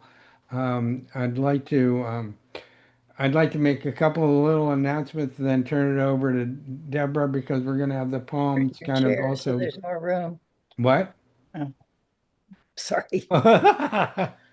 um, I'll make these announcements and we'll let the poems kind of be the prayer leading out as we close the circle. So I realized that this gathering was pulled together pretty much at the last minute. And I want to thank Nancy and Deborah and Jessica and Mark and Tomas for stepping in and to make this gathering happen. It's amazing how these things come together. It's miraculous. That's all I can tell you. And I want to thank every one of you for showing up. Considering the time frame of which getting this thing out there, there are a number of people who couldn't be in attendance, and of course, it's Father's Day on top of everything else. Um, I want to particularly express my gratitude to Kay, who did provide me with a bunch of pictures, but I just didn't have the time to put together the usual video poem. Um, Hopefully in September, that'll be a different story. Um, and finally, I'd like to honor these people who are all sacred, worthy, luminous beings. First, very quickly, these all are people who have recently gone through either surgeries or have been had challenging things show up for them that I've known about. Tina Dunn had a very good success with her operation. Jen, we love you, Jen, and want to just send you continuing prayers for your healing and whatever is unfolding for you, and you know that we're there for you. We will be, and we just adore you. Um, Rick Hutton, who went through a dark night of the soul himself. Ricky's not here today, but he's come out on the good foot. Um, Kay's partner Lee, who's going in for some pretty serious back surgery. Still not quite clear when, but soon. These are on a more personal basis for me. My brother Jamie, who will be going in for heart surgery to repair an aortic aneurysm sometime in August. So hold him in your prayers. This is a big deal for him. And last but certainly not least, um, my usual companion over the last 15 years. Olga was recently re-diagnosed with breast cancer, and it's metastasized, and she's going through a roller coaster of feelings and things around what this means and what this means for her. She's a very sensitive young lady and very knowledgeable about all these things, but send her some prayers for healing, good sleep. Much appreciation to Nancy and Tomas for being part of part of a resource network for Olga as well. And finally, we have birthdays coming up. Today is Ron Nadu's birthday. Happy birthday, brother Ron. Um, it's Sue Adams' birthday tomorrow. This has been mentioned. It's Margaret Watson's birthday also tomorrow, which was mentioned. And in attendance, I think she's still in attendance. There she is, Marilyn Hendy on the 23rd. So happy birthday to you. Happy birthday to you. Happy birthday, all you sacred, worthy, luminous Cancerian beings at the beginning of Cancer. Happy birthday to you. The right kind of cancer. Thank you. And with that, announcements done. Deb, take it away. Okay, so I invite everyone to just close their eyes for this short little poem. It's actually a song that I love singing in the summertime. It's written by Sharon Knight, so it's a song, but it's also a poem. So close your eyes because it has some really beautiful images in it of summer. And then we can raise our glass at the end. So it's hail to the summer sky, blazing fierce, immortal light. Hail to the fire burning in the earth. Hail to the wind that blows alive beneath the wings of crows. Hail to the waterfall, feeds the spring that keeps us all. Hail to the standing stones that fill our hearts with awe. Hail to the stars above. Hail to the strength of love. And blessed be the mighty force of nature. So let us raise our glass to the Yeah. mighty force of nature. Oh, Oh. oh, mighty force of nature. I've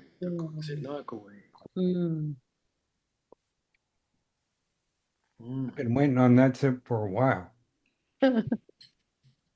Oh,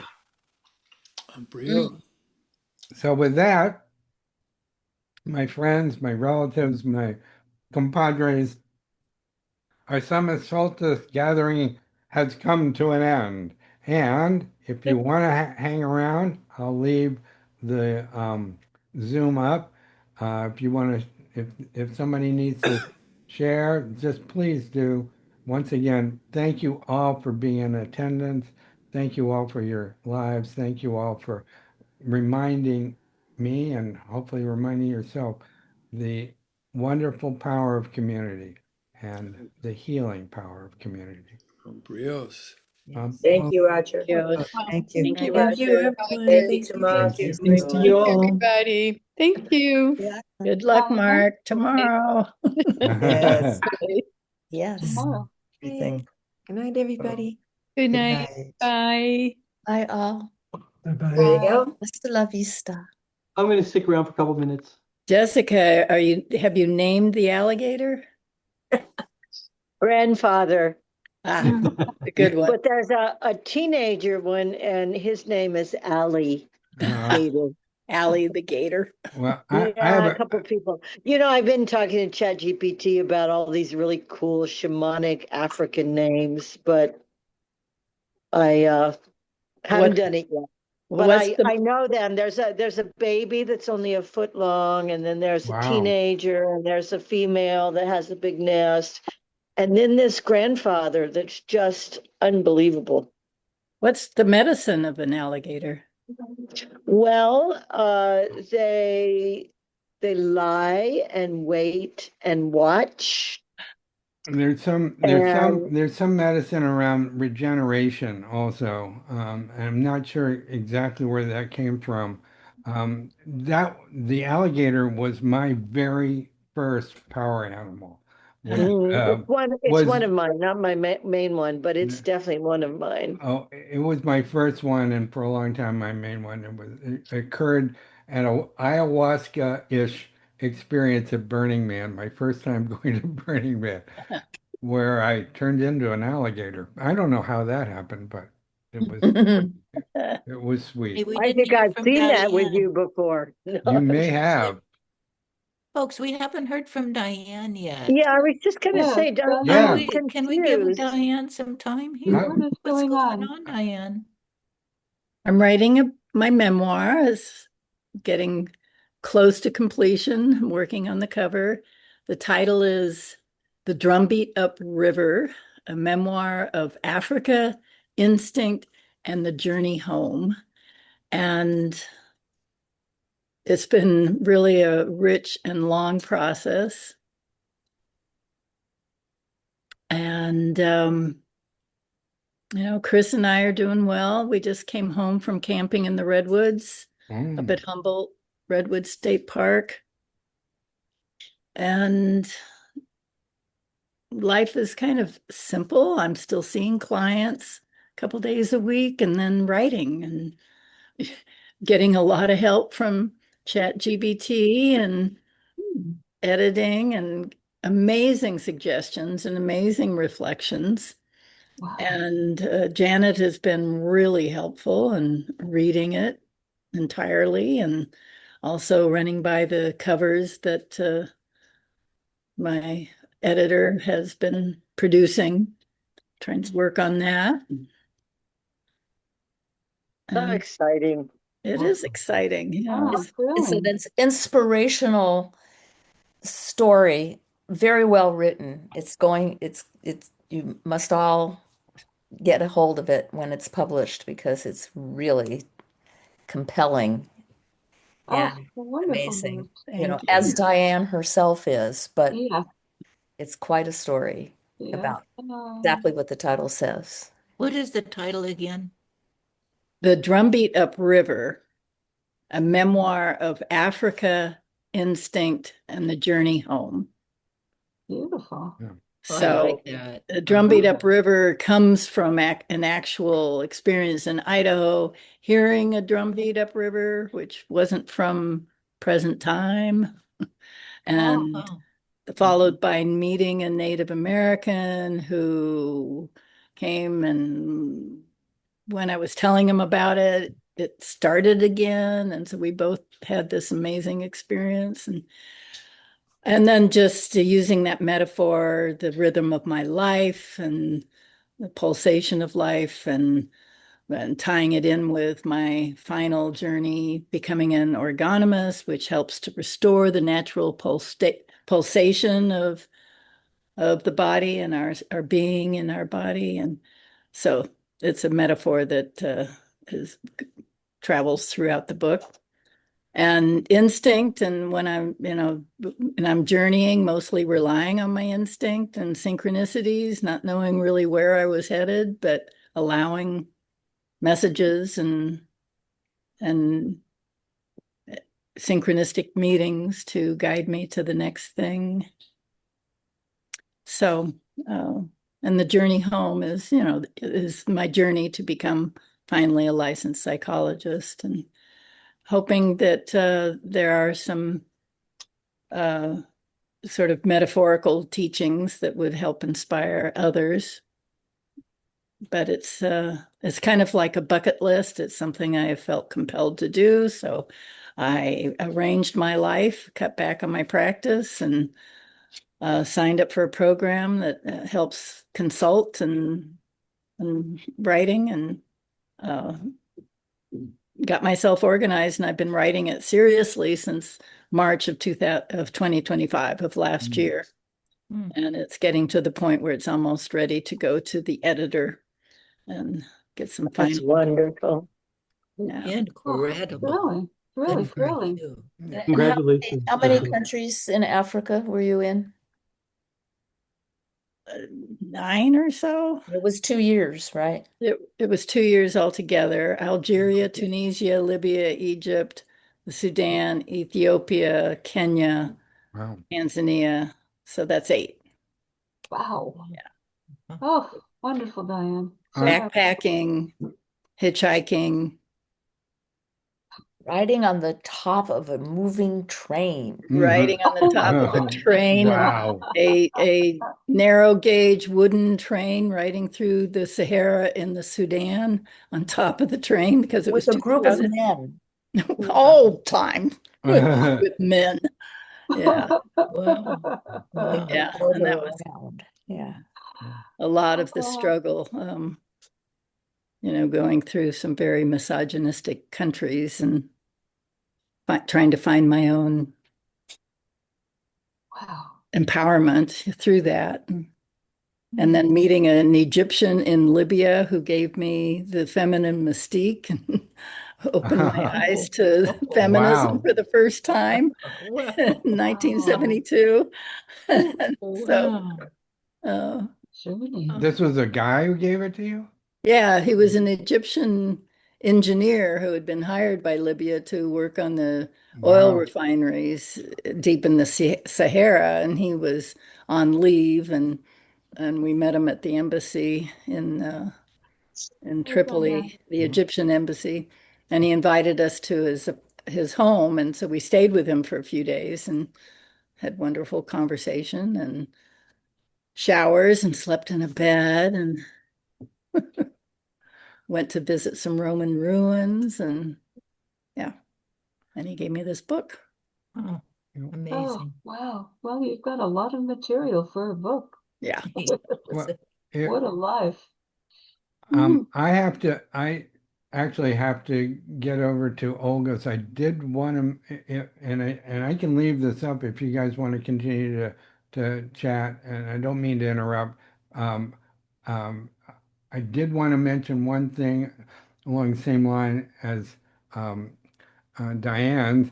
The storybook that actually Deb and I have been working on, The Wild Adventures of Joan Muircat, is literally just about done. Oh, yay. All All right. 21 episodes are complete. Wow.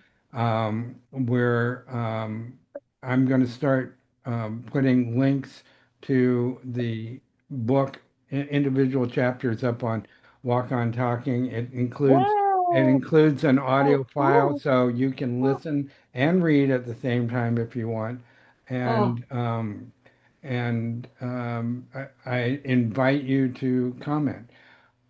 My comment is, I got to get down the road, so I'm going to leave this up. If you guys want to keep talking, please Give, do. give Olga my Yeah, I love. have I to just go. wrote her back today. Did you hear me? No, Bye. I Miss. said, give Olga my love. I Yes. And prayers. will Love do. and prayers. Yeah. Have a So I, good night, everyone. It's just hanging out Goodbye. 10 o'clock here. Just Bye, Yeah, everybody. thanks. Bye. Love you Good to all. Mark. see you all. okay. Mark, I have a question for you. Yeah, I heard you say you were going to present in front of 1 million people, but yes. I didn't get what it is. What's going on is that people are waiting on who is going to be the new county administrator for Chesterfield County. And um, Chesterfield is, it's hard to describe, but Chesterfield County is, over the last 25 years, definitely predates me, has really become a leader in the country. It's where Fusion is coming to. It is where Lego, which is going to only, it's the only manufacturing plant in the United States, is coming to Chesterfield. I heard It that. has the largest indoor vertical farm in the world. All Driscoll strawberries, which I'm sure you guys have had before. Every Um, week, practically. they're coming from California, but they take time to ship across the country. So now all of them are being, for the East Coast, are going to be are being grown here in Hmm. Chesterfield County. Wow. So there's a lot going on. Um, Google has decided to put their data centers in Chesterfield, other places too, but that has become a really big issue because you could imagine data centers But so much, in fact, that a lot of interest has come into who's going to be the new county administrator. So we've been looking for the last 6 months, and it's going to be announced tomorrow in a pretty huge press conference. So the new county administrator has driven in with their spouse over the weekend. And so it's going to be announced tomorrow, and I'm the one who's going to be announcing it. Wow. So Um, it's a broadcast, the one that's going to, yeah, the broadcast is going to be, so there were, there were 50 people across, no, 40 people from across the country that applied for the position. wow. Um, None of them really were looking for a job until they found out that Chesterfield County was, that the position opened up. So it created a very, a certain measure of tenseness. And I'm the chair of the Chesterfield County Board of Supervisors. Yeah. So with me being the chair, I'm the one who's going to be making the announcement.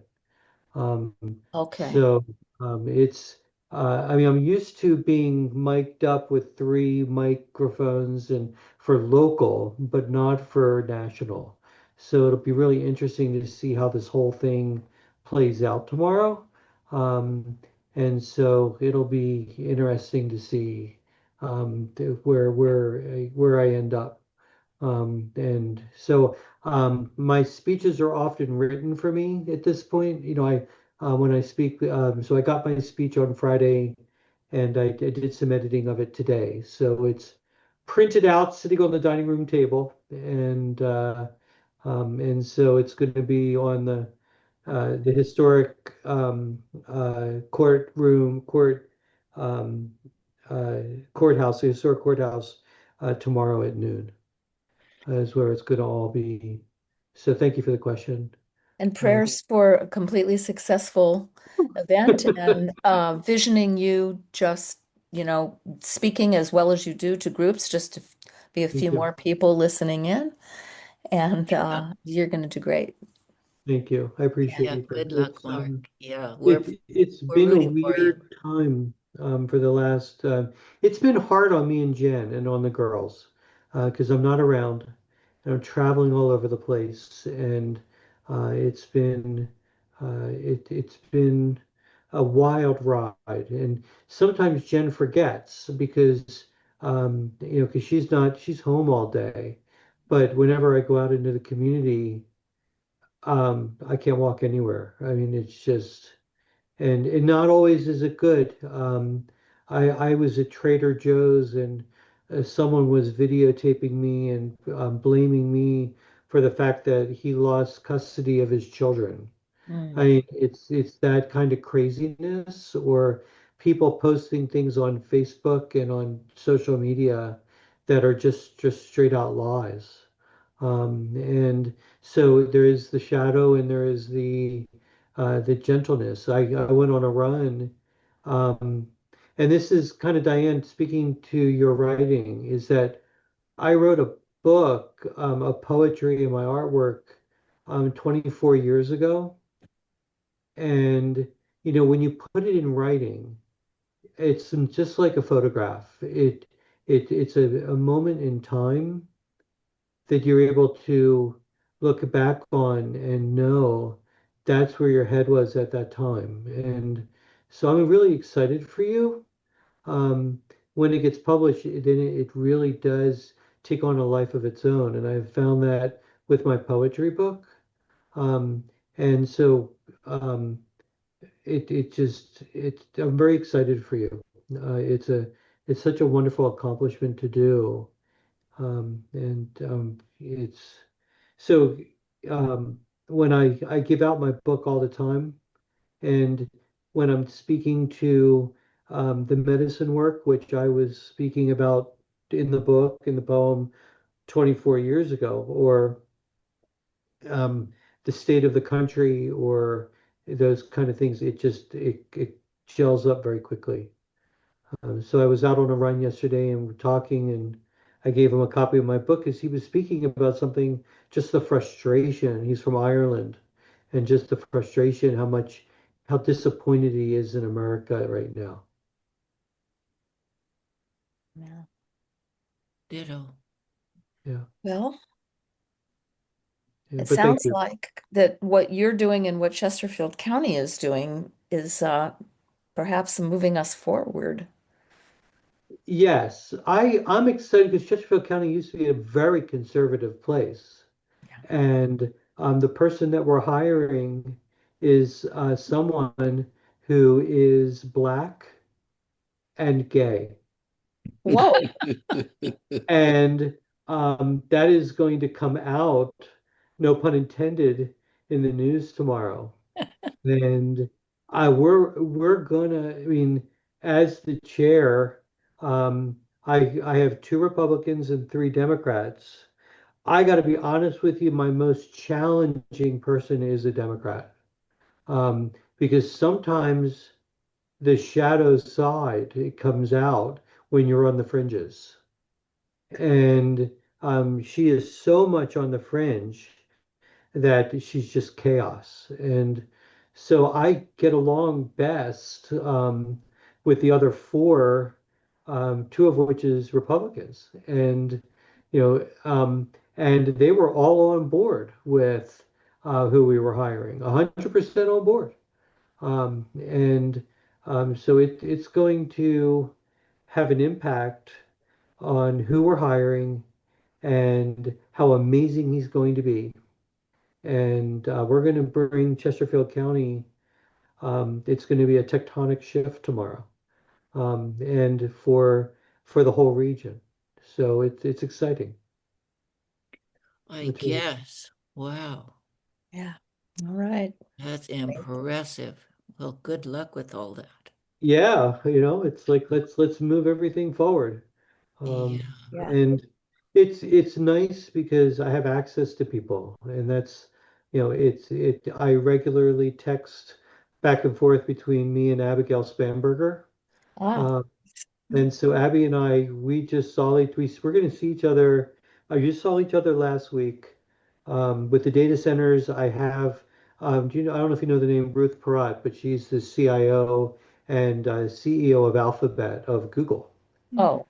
And so I met with her last week, and so I get access to people that I never thought I would have access to. And so Ruth and I Google her. Ruth Barat had a beautiful conversation about data centers and what they're doing, and I have her cell phone, and we trade text back and forth with her or with Abigail, or it's really kind of wild to have that kind of. So I'm going to be seeing Abby twice next week, and the following week. So we see each other all the time. And so it's a personal relationship. It's not just professional because we've known each other for so long. And I'm happy to say Virginia now has a budget. Um, so she's been working on that. So it's good stuff. Marvelous. Well, carry on. Good for you, Thank you. Mark. Just keep doing Yes. it. I represent 400,000 people. That's We're all. so proud to know you. So Yeah. it's wild. Thanks for the It's, It's really a wild keeping us ride. up. any of you caught any part of the opening of the Obama Presidential Center? Absolutely. Yes. Yeah. Well, I was thinking about that, with what you're presenting and who you're introducing tomorrow. Yeah. We are so hungry for that level of inspiration, as was shown to us. We revisited with Michelle and Barack and et cetera, and as well as Mandami. And yeah, we're hungry for it. So I have a feeling that this person is also going to be entering into that level of inspiration that will Yeah. come So. to the country. Well, if you have contact with Michelle and Barack, if you want them to come, if you can connect with them to support me as I go through my next campaign a year from, I mean, the election is a year from November. Okay. And being a moderate Democrat sometimes is a challenge because I want to work with people. And sometimes it gets so complicated when they want me to be an activist Democrat, and they want me to be, and I refuse to do it. I just deadpan refuse to do it. When we were going through, I don't know how much of it you heard about the gerrymandering and stuff like that, and Yeah. what we were doing, and they wanted me to go out there and give out yes ballots, to make the changes. And I may agree with that, but I still represent 400,000 people. And so for me to be out there representing only a section of my community, I Fringe. just deadpan refused to do it. Mhm. That I wasn't going to give out yes ballots, and at the same time, so the chair of the Democratic Party for Chesterfield County said, if you don't do this, we're not going to support you. Yeah. Yeah. And my response to that was, oh well. Mhm. I'm elected. That means I represent everybody, Yep. and I'm not going to do it. And I said, in the end, it's not going to work anyway. Look what's happening. And that's what happened was the Supreme Court of Virginia stepped in and stopped it. And it's like it would have just been wasted energy. Mhm. So I get caught in that partisan craziness, that is, it's. I was talking to the former. I want to get his. He was the Secretary of Commerce for Virginia today, and he said, the challenge is that it's those people on 80% are reasonable, and then 10% on one side and 10% on the other side, and we're going to end up in a war. Hmm. Um, and it's legitimate concern. That he's worried about that is that, it's the fringes, but most people are reasonable and care, and just want the best for everybody, as opposed to those fringes that just want to fight. So it's hard to see every day. Well, Yeah. keep it going. Keep your Keep vision. it going. You Yeah. Yeah, keep and a it lot going. of We prayers really for honor Jennifer. you. So Yeah. glad you're Yes, there. my Thank wife you. is very patient. Yeah, Yeah. sounds We'll She's like it's been tough on her very, too. it's been keep tough on hugging her. her. Huh? It's been tough on the family. Yeah. And it's really tough, because I'm running all over the place and traveling and doing stuff. Jennifer has me on 360, if you know that app. That way she knows where I am at all the times. Oh, nice. Oh, good. And she keeps me on there so she knows where I am. She said, I'm just making sure that you're not having an affair. We don't Right. have time. Yeah. And it's Right. like Sorry. I consider I am having an affair. Um, I represent the Midlothian district, so Yeah. I'm having an affair with Midlothian. She goes by Midlo, and she's cute and beautiful and funny. And Jen says that's not funny. I But grew up on Midlothian Drive. oh, did you really? Yeah. Oh my! Wow, where was that? In Altadena, near Pasadena, Southern California. Really? Yeah. Yeah. Do you know where Midlothian comes from? Like the whole name? No. It sounds It's like from Oxford University or from Cambridge or something. Scotland. It comes from Lothian, Scotland. Scotland? Um, from Scotland. Yeah, the birthplace of John Muir. Really? Oh, wow. Yeah. Wow. So Huh. there were two people that came from Lothian, Scotland. One was from Upper Lothian. The other one was from Lower Lothian. And they compromised on Mid Lothian. Oh, That's how they came up with it. Interesting. Yeah. So Midlothian, Virginia is the site of the first commercial coal mine in the world. okay. Really? So that was part of our argument to the fusion plant, is that you could have the first commercial fusion plant in the world, the same place where you have the first commercial coal mine in the world. So I'm going to be opening up the Virginia Energy Museum in Midlothian. So we're working on that right now. So y'all have to come and visit. Yes. Great. Janet will need to come here with your new knee. We're going to have All to right. all educate ourselves about fusion You, energy too. yeah. I'm sorry? We're going to have to educate ourselves on fusion Oh, energy. take a look. It's incredible. Yeah. Incredible. It that is the holy grail of power. Get that and you've created it. Is that going to There's take us away no from batteries? what's that? Will that take us away from batteries? It wouldn't take us away from batteries, but they could be charged by the fusion plant. I see. Hmm. So yes, we have everything else, but what ended up happening was the fusion, they were looking for 2 years and couldn't find a place to do it where they were happy. And this was told to me, I didn't even know that I had done it, was that um, we have the gas plant, the natural gas plant that was going to come into Chesterfield, and they didn't have the zoning for it. So I made the suggestion that why don't we just clean up the old coal mine ash, the coal burning ash, and we'll just put the if you're gonna do it, which I'm not for, because after all, it is it's another fossil fuel. But if you're gonna do it, why don't you just put it on top, clean up the coal ash and put it right on top of where it is now because it's already zoned that way. If they would have put it next to it, then it's not zoned, and I wasn't going to vote for it. So when they agreed to put it on top of, that was Dominion. When Dominion decided to put it on top of the old coal ash, that opened the doorway for the fusion plant Wow. Oh, that I would vote for. Brilliant.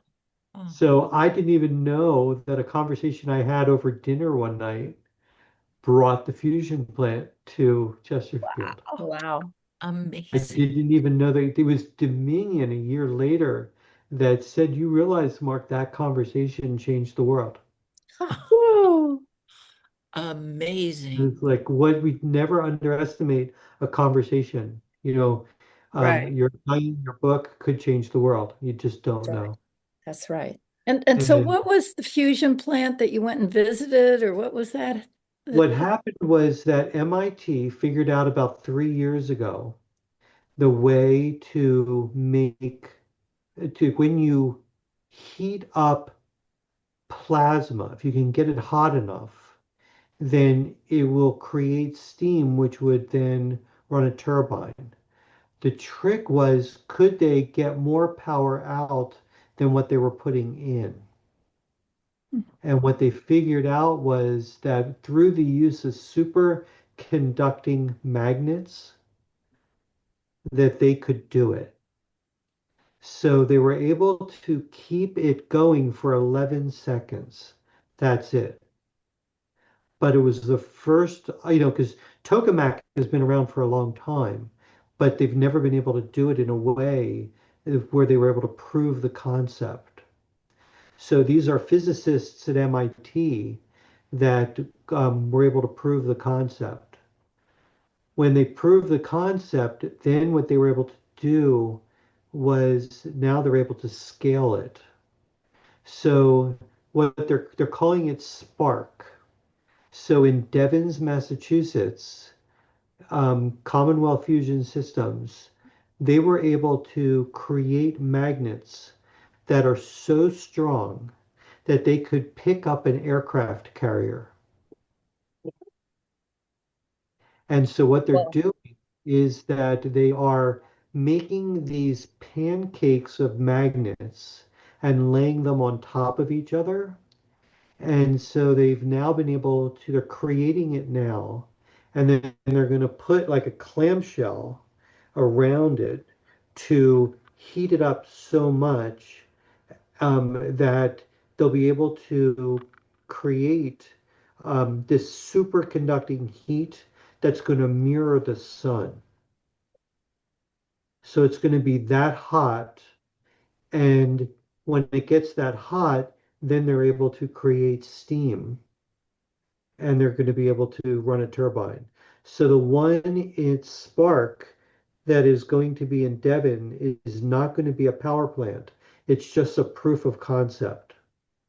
And they're going to be flipping that switch in 27. but they've already started building the power plant in Chesterfield that's going to be 3 times the size. Oh my.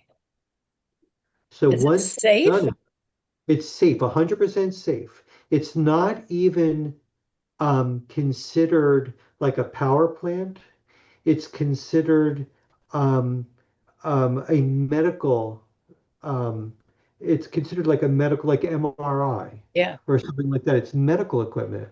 And when you turn it off, all it needs is a puff of air and the whole thing turns off. The side, what is generated on the side is helium,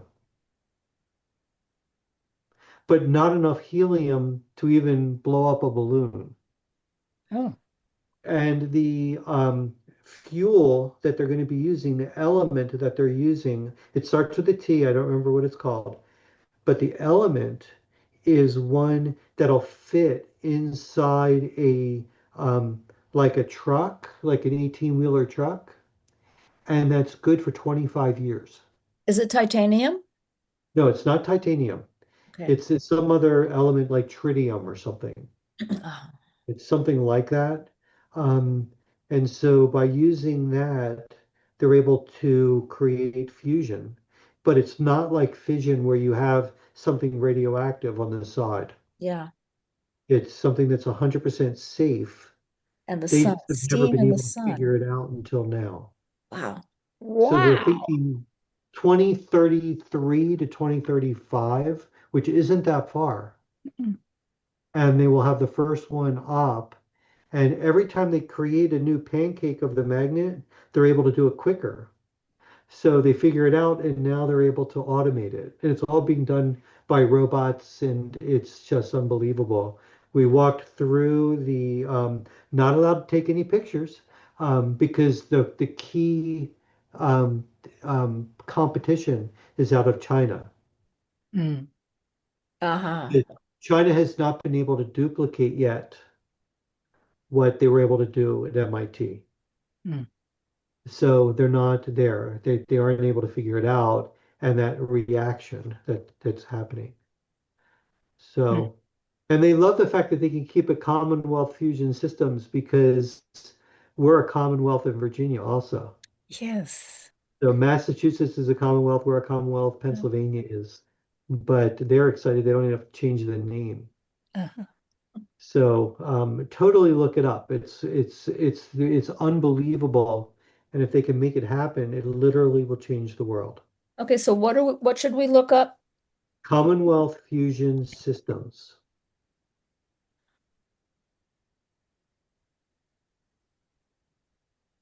Okay. There it is. CFS dot energy. I just looked Yes. up the elements starting with the letter T. You have tantalum, technetium, You could probably tellurium, just ask Google. and terbium, Yeah. thallium, thorium, You could probably just thulium, let me and then see. titanium. You could probably just use ChatGPT. What? Hold on. No, I did. Oh, you did. Okay. Yeah, I was just reciting them. Okay. Which Is one that is the used one? for the fusion? Is that the one they're using? That's what you're suggesting, Mark, that Janet look up. You were just Yes. looking up, Janet, what starts with T. Yeah, I have a list of the elements that start with the letter T Yeah. because you couldn't remember what the full Yeah, I name. don't Right. remember what it But is. he's Yeah. anyway. Anyway, it's one of those. Yeah. Well, Mark, That's it's just extraordinary. yeah. It's incredible. And It's I love a game being in the changer. middle of it. And it's exciting and different and keeps me up at night. Well, I knew when you started this, campaign and that you were going to get on the board or the council of Chesterfield. I Yeah, knew board that of you were supervisors. Yeah. extremely serious about it. So Yeah. this Yeah. is this is not this is not a surprise, that you're doing this, but it sure is amazing. And it's not including the ad hoc committee. We're designing the medicine when the medicine is um, when it is decriminalized in Virginia, which we're really close at this point, that Chesterfield County, I have 18 people that are all working together to formulate what it will look like in Chesterfield County and therefore in Virginia, to when it becomes decriminalized, how to implement it um, in Virginia. So Abigail is watching that very closely, how we're doing it. We're going to be, what we did was all of us had split up and we're each taking a locality that has already been decriminalized in the United States. And we've put together a template so we can pull together all that information. And then we'll be able to use that template to create the system for Virginia and for Chesterfield. But we'll do it for Chesterfield first, and then Virginia will then adopt it. Really, really good that Abigail is the governor now. Yes, that is huge. And the Lieutenant Governor, Ghazala Hashmi. Ghazala Hashmi is the first Indian um, uh, to be elected to a statewide office. Ah. So Ghazala and I are really close. She was in my district. She was living. I was her supervisor. But now she's living in Richmond because she's the lieutenant governor. So she's there. Um, and we both shared the same anniversary, the same date, everything. So we were sharing back and forth, happy anniversary. Um, it's exciting to kind of watch it all unfold. If you told me that I was doing this 30 years ago, I would not have believed you. But I just do what Spirit tells me to do, and I keep moving forward. Yeah. Thank you so much. I need to leave now. Yeah, thank you for listening. I need to. Thank you so much. This has just been wonderful. Yeah, really great. We'll be thinking about you and praying for you. Yeah, thank you. Have a great evening. All right. You all. Love you all. Love you. Love you all. Bye-bye. May all be saved.